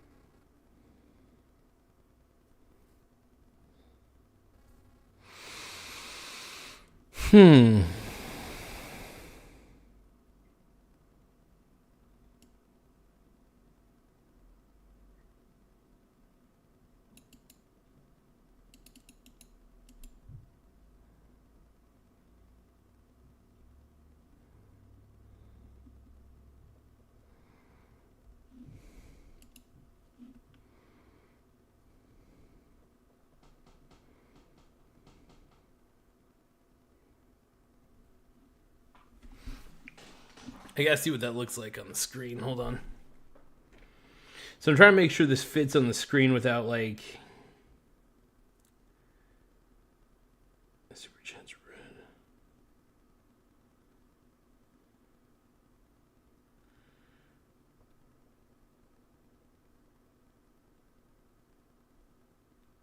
Jesus Christ.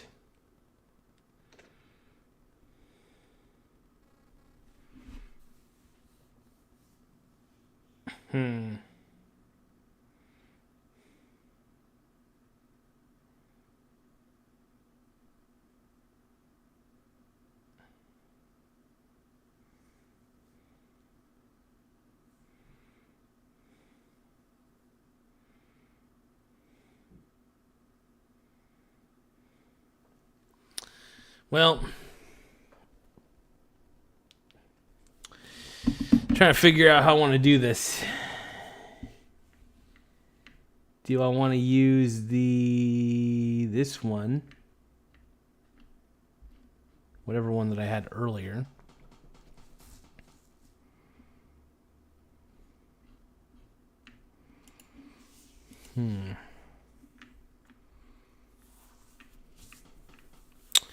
Choices.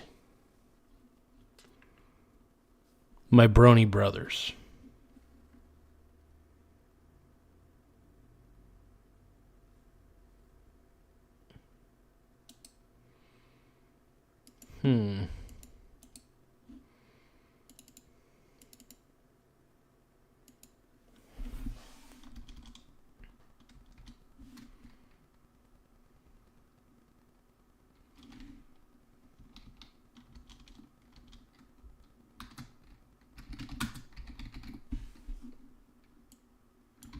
I kind of want to see what that looks like.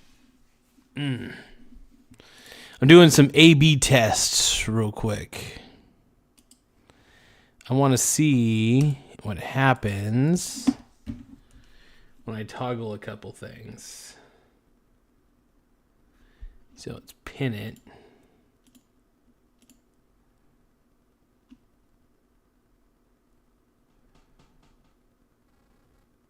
Okay, that actually turned out all right.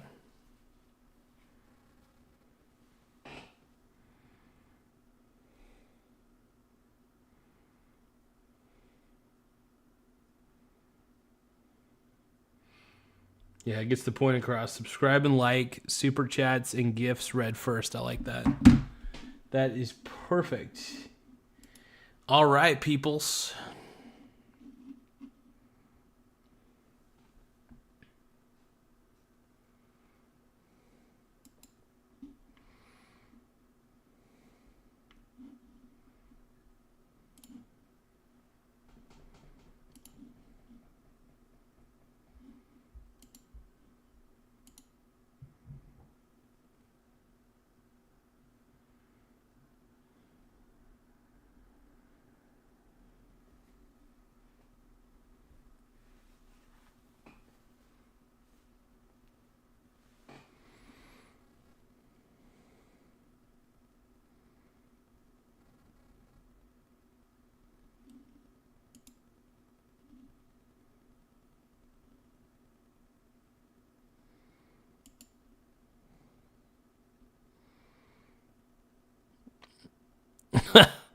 Tim Smith says developing TMZ releases video of Caitlin Clark getting sauce on her pants, attempting to dunk a McNugget at a Tennessee McDonald's. Oh my God. But my buddy Nathan is trying to convince me of getting a bidet. I honestly should get a bidet. Would a bidet turn me gay? Because I'm afraid that a bidet will turn me begay, right? That's my fear. Well, I like it so much that I'll want it all the time.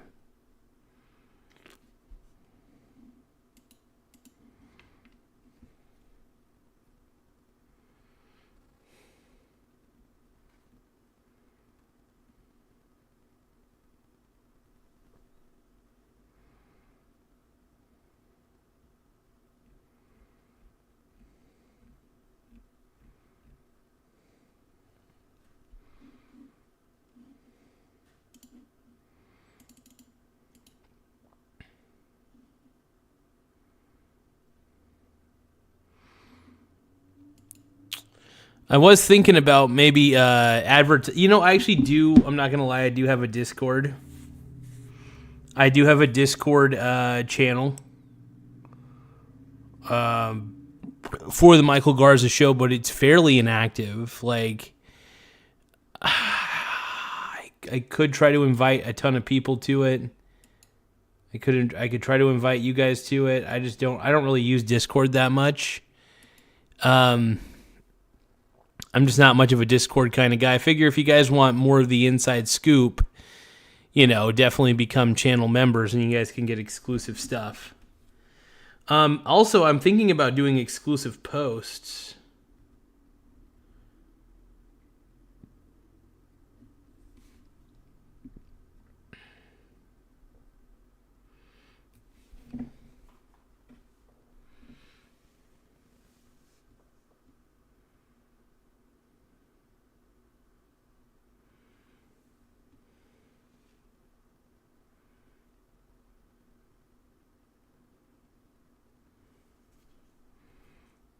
Interesting.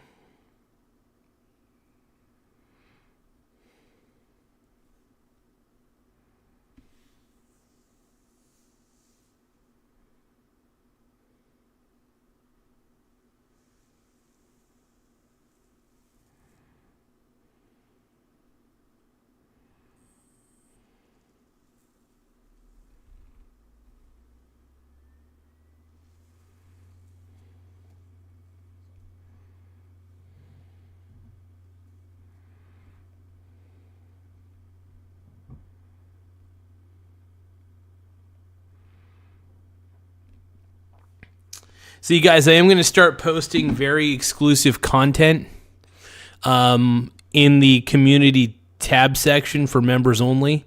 The reason I do that is I'm going to put we're talking about posts. We're talking about top 50 lists, like my top 50 REITs, for example. Top 25 ETFs that I love. That sort of thing, I think it'd be pretty good.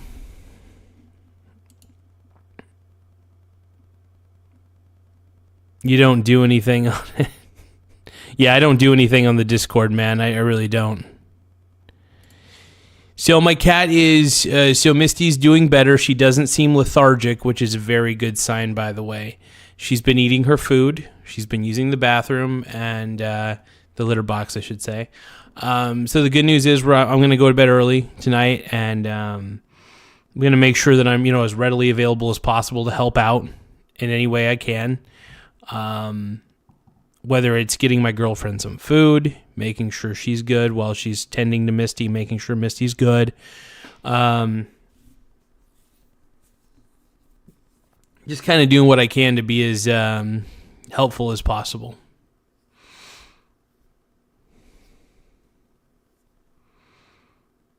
But yeah, I don't do anything on Discord. That's correct. Yeah, I don't do shit on there.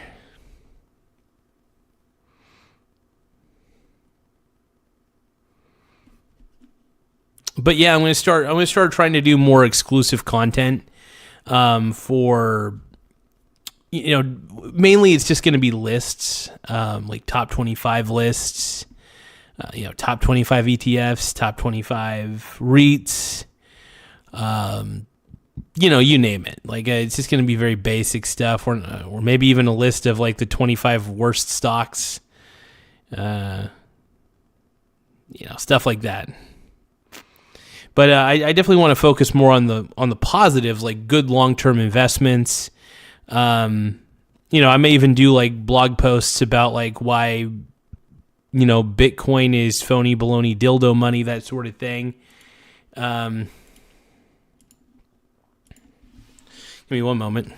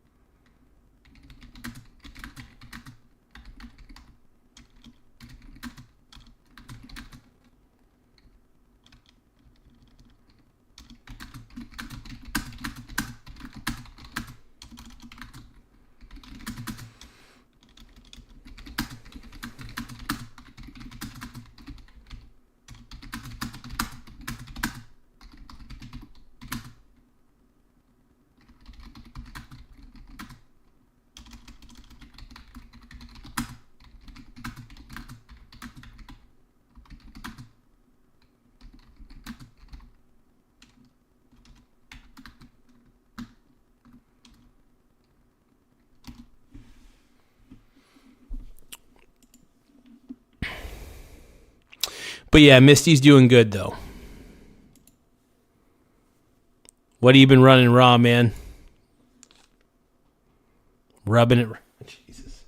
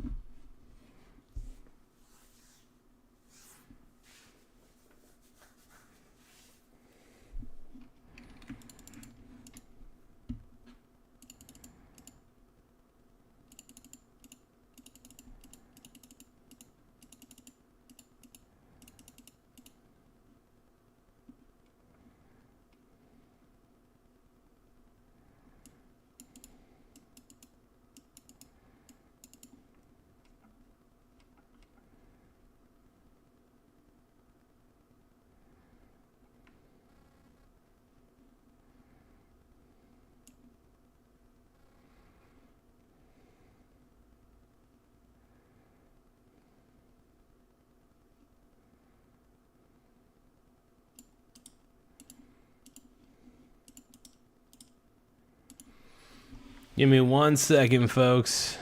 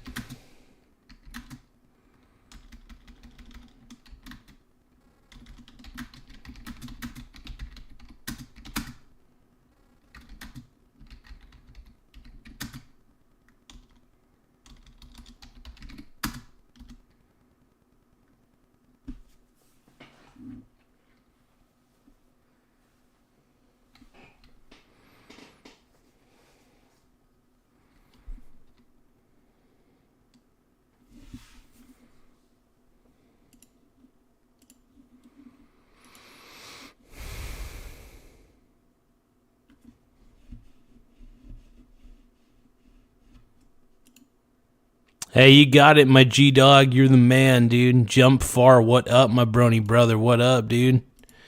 All the vets I want to be.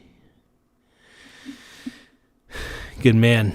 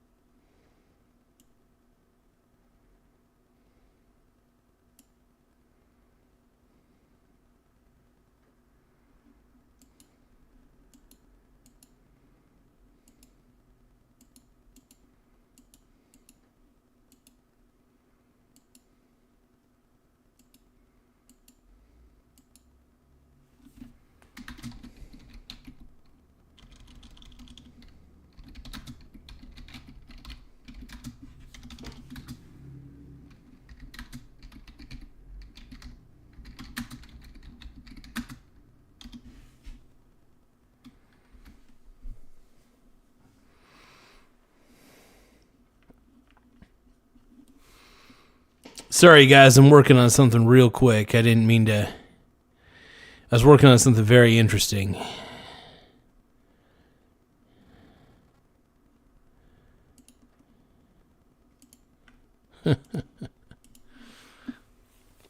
Beta.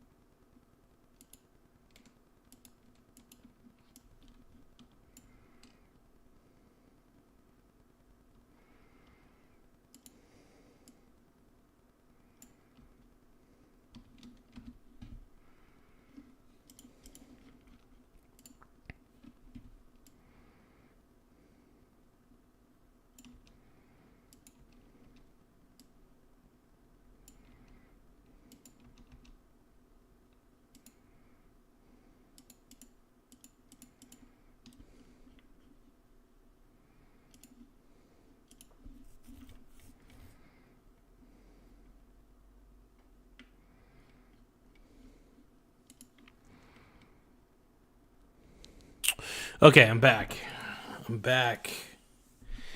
And I'm ready. I'm wanted, dead or alive.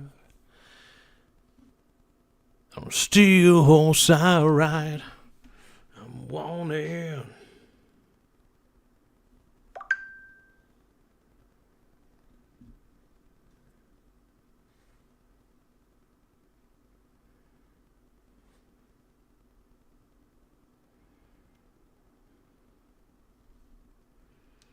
You know what?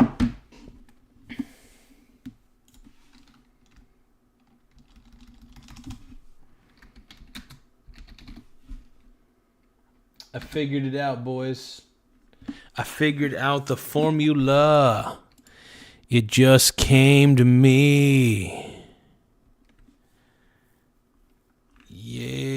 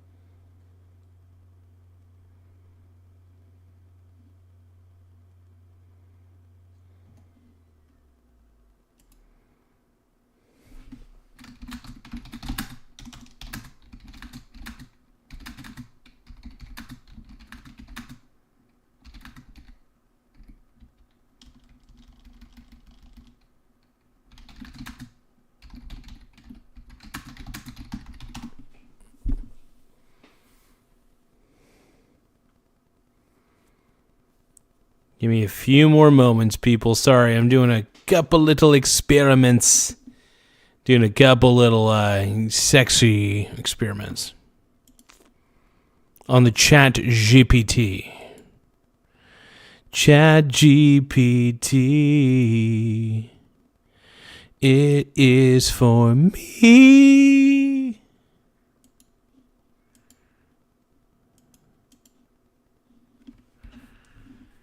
Give me 1 second, folks. I gotta check my Gmail. My Gmail.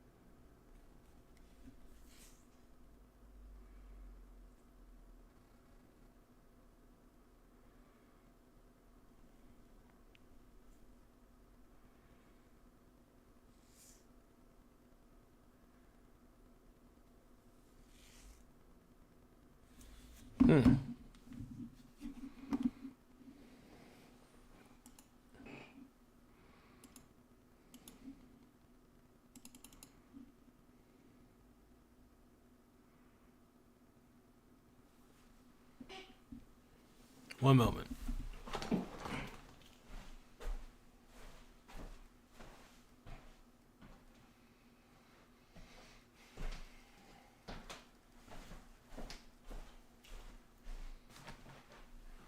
All right, my Gooner Brony brothers. I'm going to read.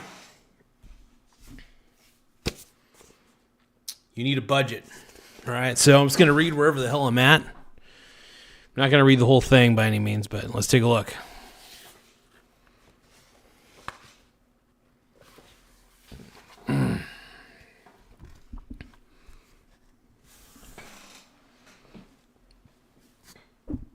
There we go. I love their story because it shows exactly how budgeting helped them in the moment and helped them look down the road with confidence. Before Alexis could find the nerve to quit her 9-to-5 job, she wanted to figure out how long the $20,000 freelance fund, which they had taken 2 years to save, would cover their lifestyle in the Boston suburbs. The goal was for their savings to cover all expenses because they didn't want to assume Phil's salaried paycheck. He's a designer and an ad agency that Paul Allen particularly likes. Would always be there. With Alexis quitting, they'd be financially devastated if Phil's income suddenly vanished in a wave of layoffs. They hadn't budgeted until now.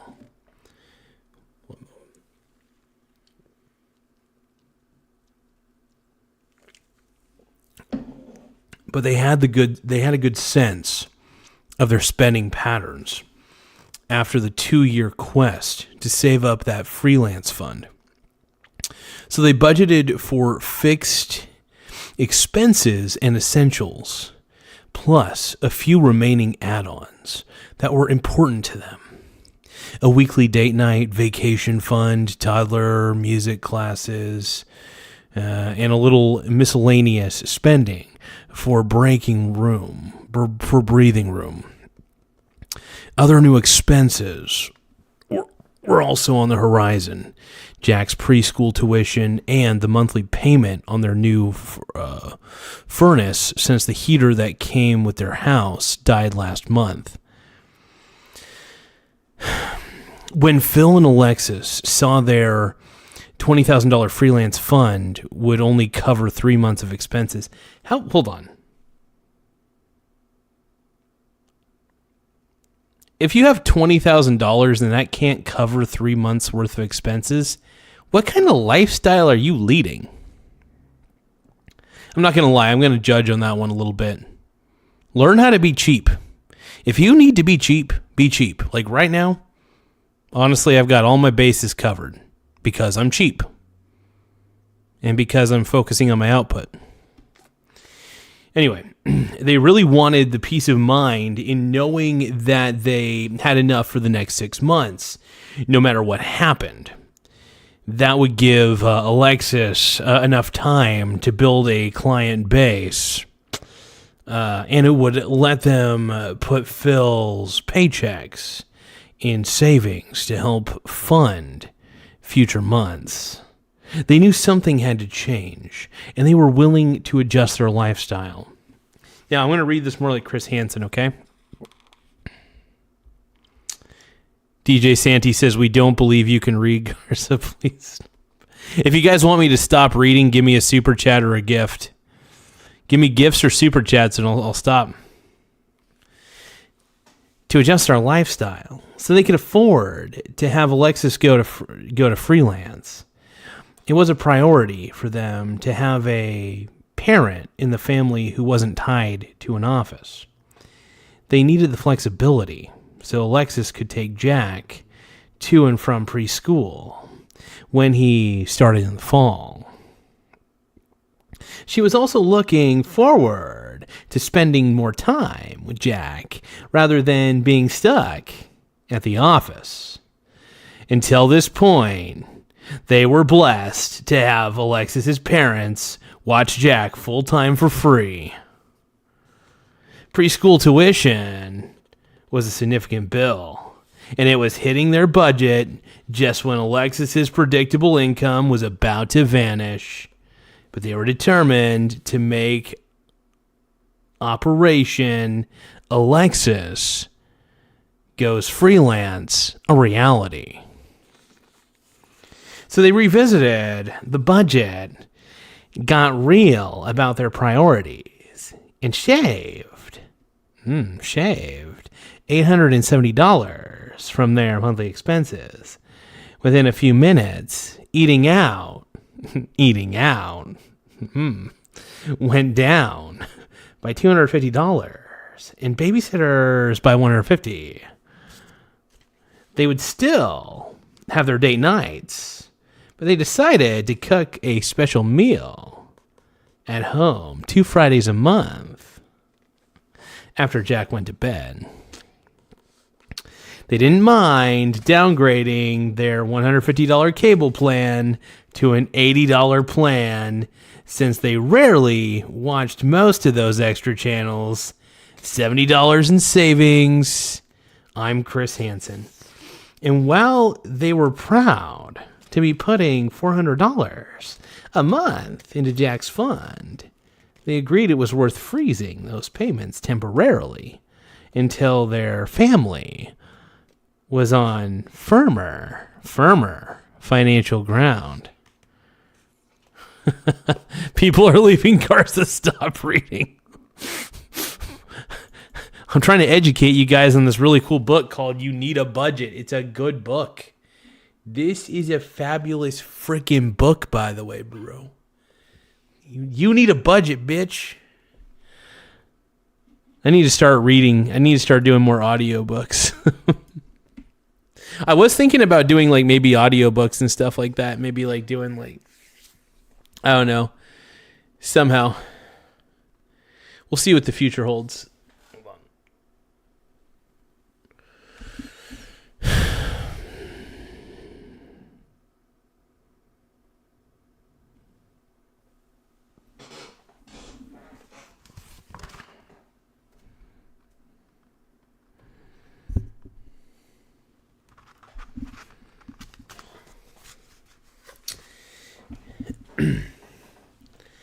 After nixing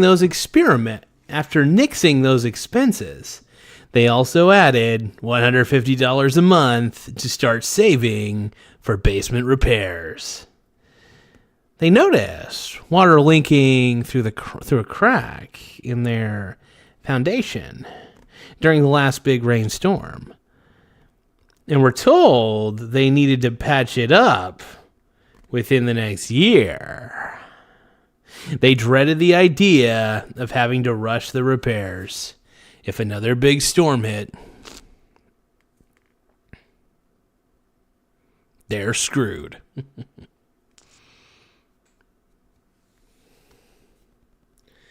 They didn't love adding an expense to their budget, especially now, but it would be way worse to have to find the full amount unexpectedly.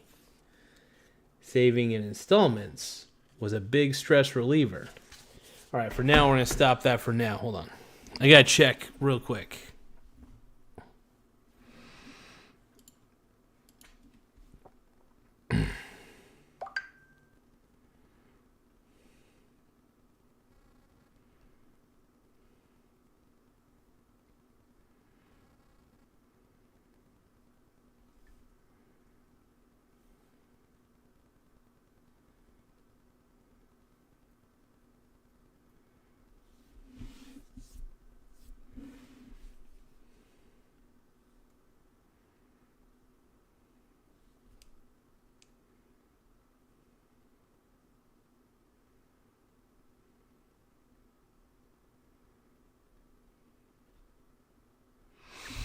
Oh, Glizzy Breath, thank you for the 100. I appreciate those 2 jewels.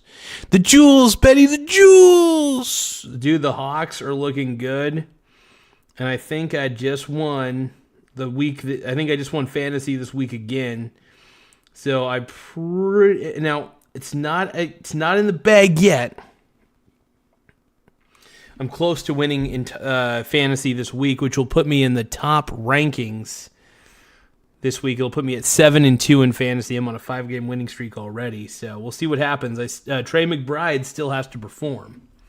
So I have Trey McBride as my tight end. He's playing against Dallas on Monday. It's going to be very, very interesting to see what the result's going to be of that game. Trey McBride's one of the main targets on that team. So he's bound even just to get a few little targets here and there. All I need is for Trey McBride just to get me a couple catches. He doesn't even have to get real positive yardage. Well, actually, he does need to get a couple yards. But he can get me a few yards and a couple catches, and that'll do. That's crazy.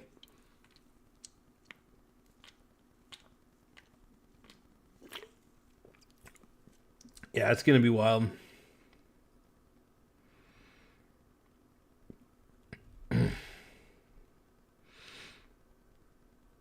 And he's been so heavily targeted in that Arizona offense. Trey McBride has been one of the big focal points for that Arizona offense. Charlie Morris says, "Do you have any weight loss tips for me, bro?" Dude, asking me for weight loss tips is like asking a homeless guy about real estate, dude. No offense to homeless people out there, but like seriously, that's like asking a homeless guy about what real estate to buy.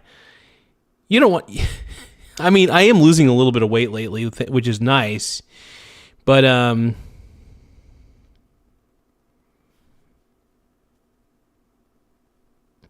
don't want the Packer. Oh, Packers. Ooh, I did not know that. Let's see here.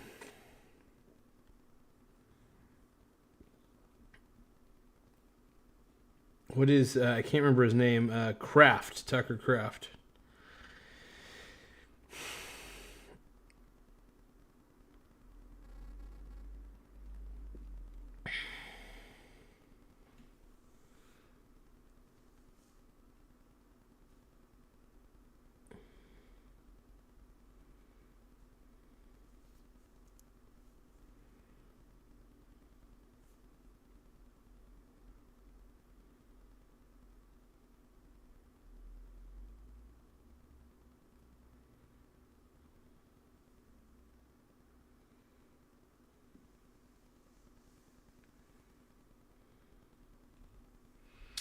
Damn, dude. Tucker Kraft may have torn his ACL. Damn.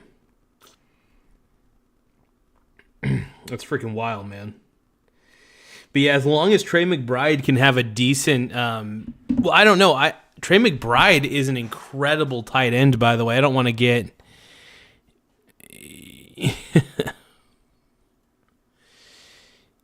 Charlie Morris say, great metaphor, bro. No, I appreciate it. It's the best metaphor I could think of, man.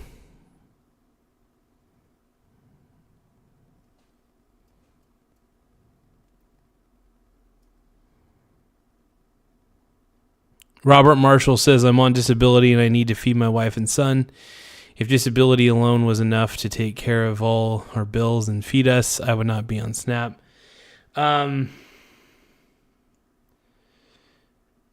Well, let's think about this then.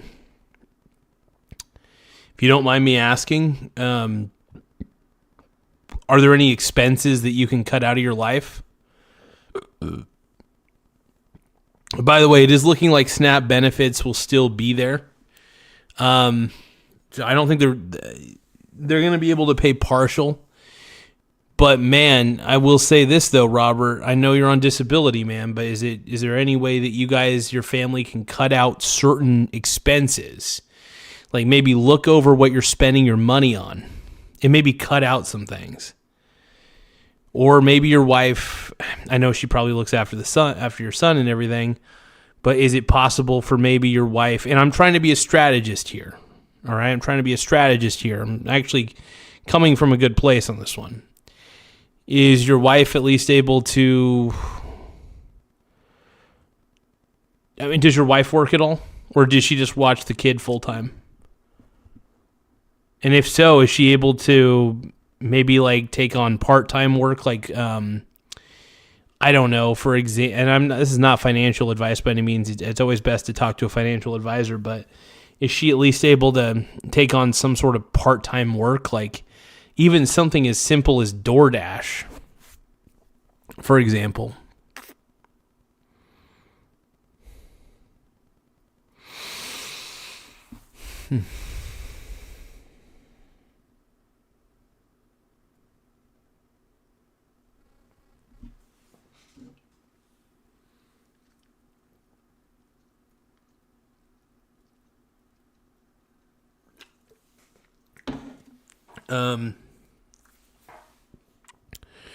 But yeah, and like seriously, I'm saying that from a good place, and I do hope you're able to get your SNAP benefits, man, along with the disability as well. Now you're at least getting your disability checks, right? I'm hoping that you're at least getting disability checks.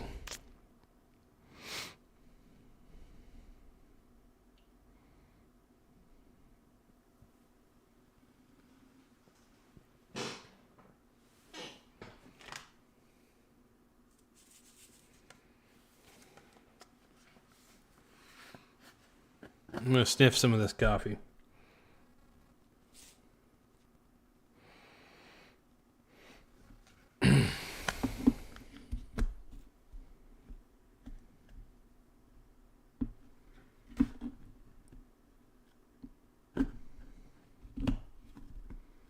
Got it. Okay.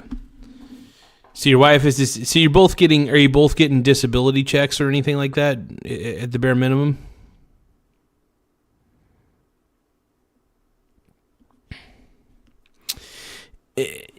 Have you guys even considered looking at the groceries that you're buying? For example, recently I decided to get, instead of like Folgers decaf coffee, I got like Great Value classic roast decaf, which in the long run saves me a couple bucks.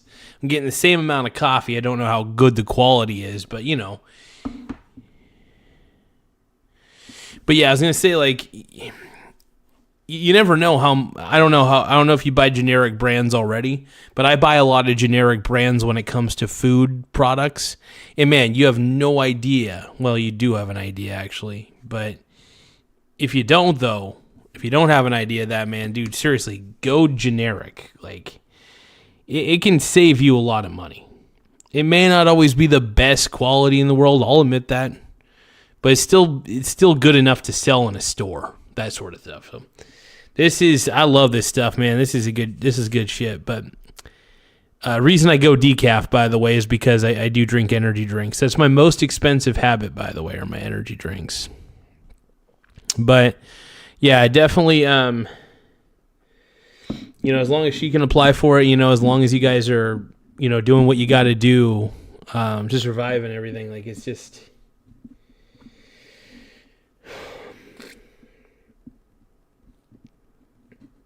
sucks, man.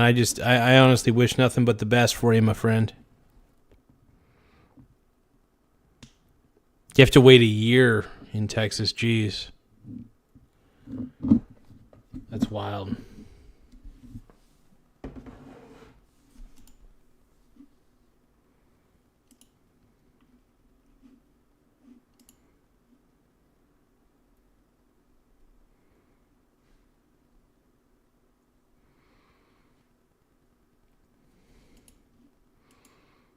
All generic? Okay. Yeah, I do hope you get your food stamps soon, man. And, I'm trying to think of other ways that you might be able to get a little extra money. I'm trying to think of like under the table work or something like that. I know you're disabled and everything like that, so I don't know the extent of what you're able to do, but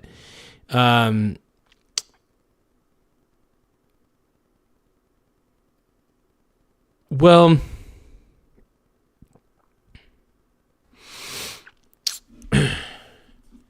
so I only drink one a day. I only drink one energy drink a day, and it's a lower caffeinated one.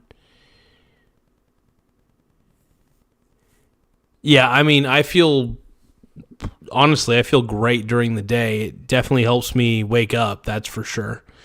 No, I'm a big fan. Honestly, ever since I removed a lot of the stress out of my life, yeah, honestly, I just drink my energy drinks as normal.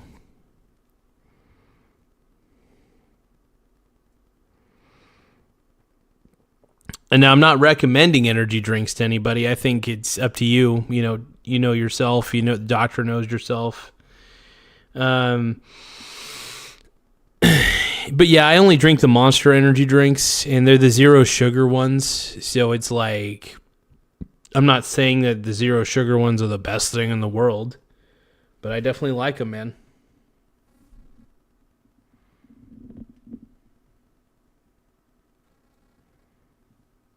But yeah, I only drink one can a day. It's not like I'm drinking like a ton. I make sure I drink just one a day. I don't go any further than just one. I noticed that a lot of the people who seem to have problems drink more than one a day. One of the reasons I switched to decaf is one. I mean, I wasn't really drinking a lot of coffee to begin with, but I just love coffee and I love how I feel when I'm drinking coffee. I just love that. I love warm beverages, And honestly, decaf during the day, it's just nice.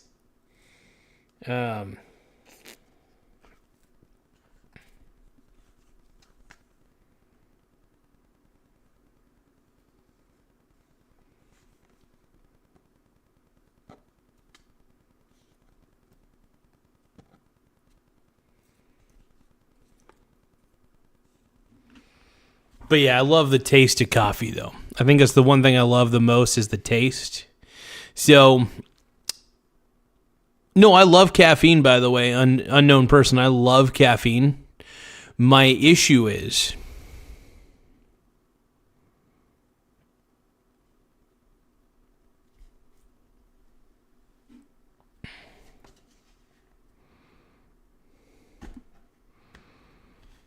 okay, at least you got something at the moment. That's better than nothing,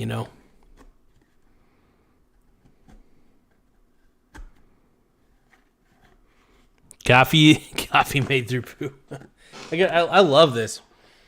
Like, dude, actually, this coffee smells so fucking good. Damn.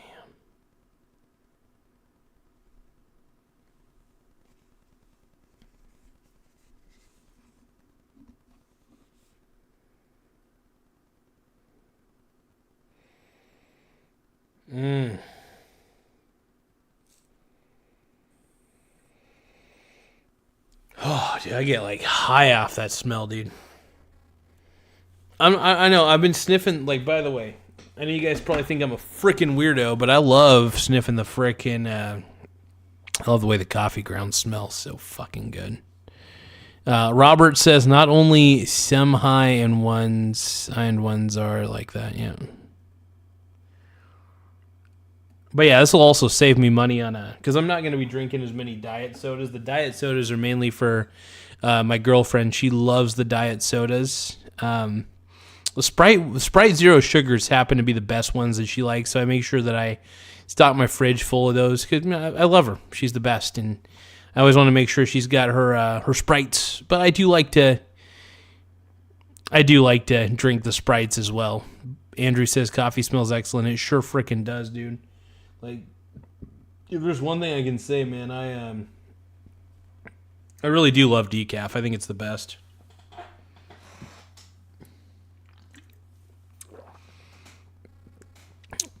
Oh, man. On the contrary, I love the taste, too. I straight up drink my coffee as plain as day. When I'm drinking coffee, man, I don't add anything to it. No sugar, no creamer, nothing. I basically put the coffee filter in the coffee pot, put the ground, scoop up them grounds, put them in, in the filter, and then boom. Once that coffee's done, pour it right into my mug, and I'm drinking. Well, I let it cool, but then I start drinking, man. I love coffee. I even, as much as I love regular coffee too, even regularly caffeinated, but honestly, decaf helps a lot.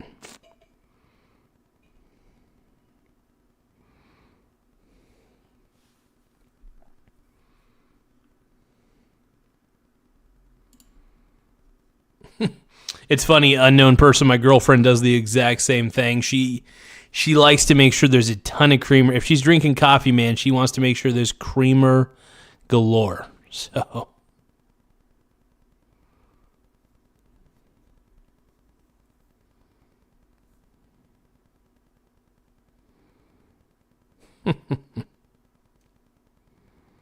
yeah, I was gonna say it's one of the reasons why I've been trying to, I'm trying not to drink too much diet soda. So I've been kind of taking it easy on the diet soda for a bit. As much as I love diet soda, like I'm in love with that stuff, but I've been trying to play it smart, basically.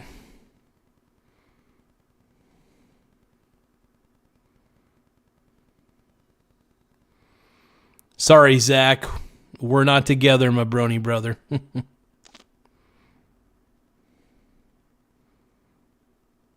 Ryan says, I like my coffee like I like. That's a good one, Ryan. I love it. That's funny. I think I know what the punchline's going to be, but that's funny.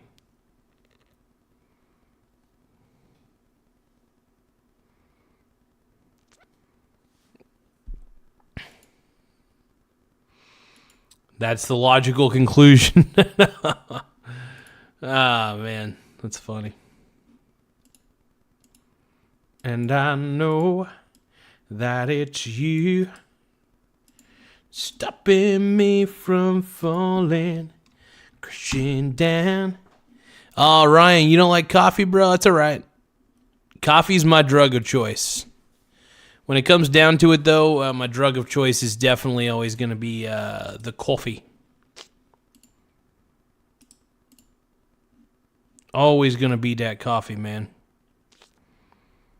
Yeah, I can't help it, bro. I love coffee.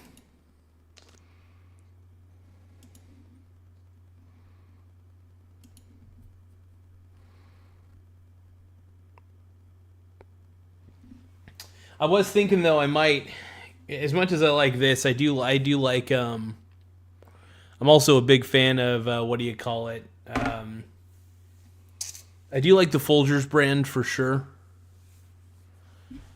Black Arabica, yeah.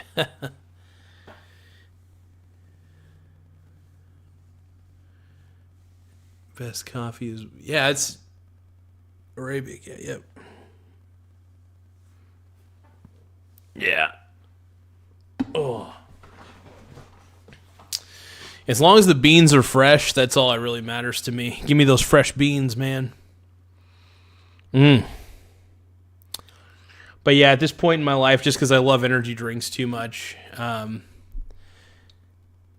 I like Folgers. Folgers is a pretty good standard brand.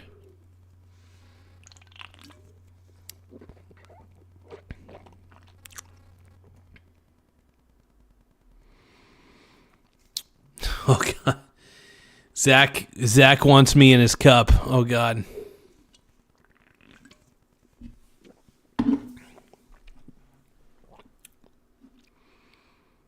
The best part of gooning now is Michael Garza on your screen. Everybody's gooning. I know everybody's a gooner. I support the gooning culture, by the way.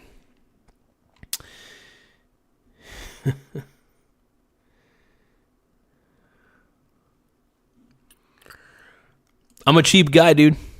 I'm a cheap dude. 2 guys, 1 pot of coffee. Oh, God. Oh, no.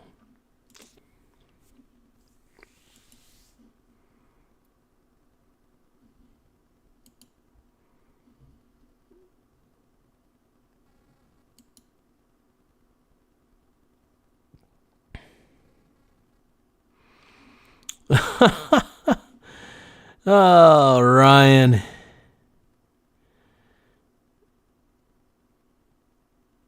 All right, you guys, I do have to go. I got to get some sleep. I'm a little tired at the moment. Mainly because I do have to get up kind of early. I've been getting up kind of early, surprisingly. I've been going to bed kind of early too.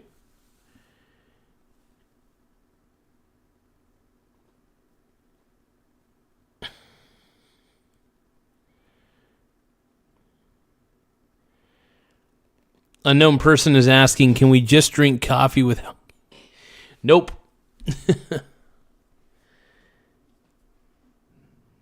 Unknown person, what kind of channel do you think I run here?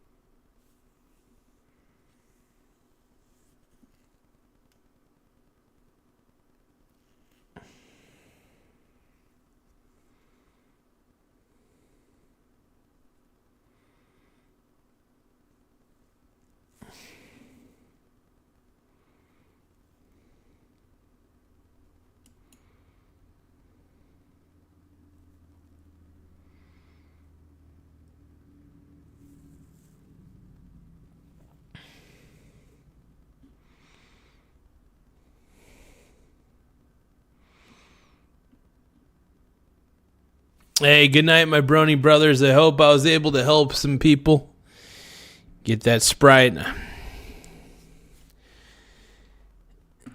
All right, well,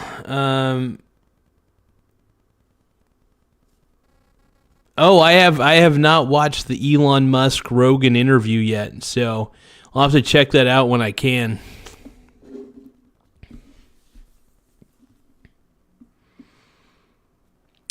Unknown person, I appreciate you, my brony brother. I'll have to check out the Rogan Musk interview, though. I haven't checked it out yet. At least not recently or anything. I saw it come up in my feed, but I was like looking at my feed when I didn't have a lot of time to watch any videos. So I'll try my best to watch it. Oh, all right. Well, I'll catch you all later. And I'm the Mustard Man. All right, if you guys can, make sure you guys subscribe to the channel, give the channel a like, give it a subscribe. If you can, give a gift, give a super chat, whatever floats, makes your bussy go crazy. But we're almost to 6,200 subscribers. Once again, we are almost to 6,200 subs. This is crazy.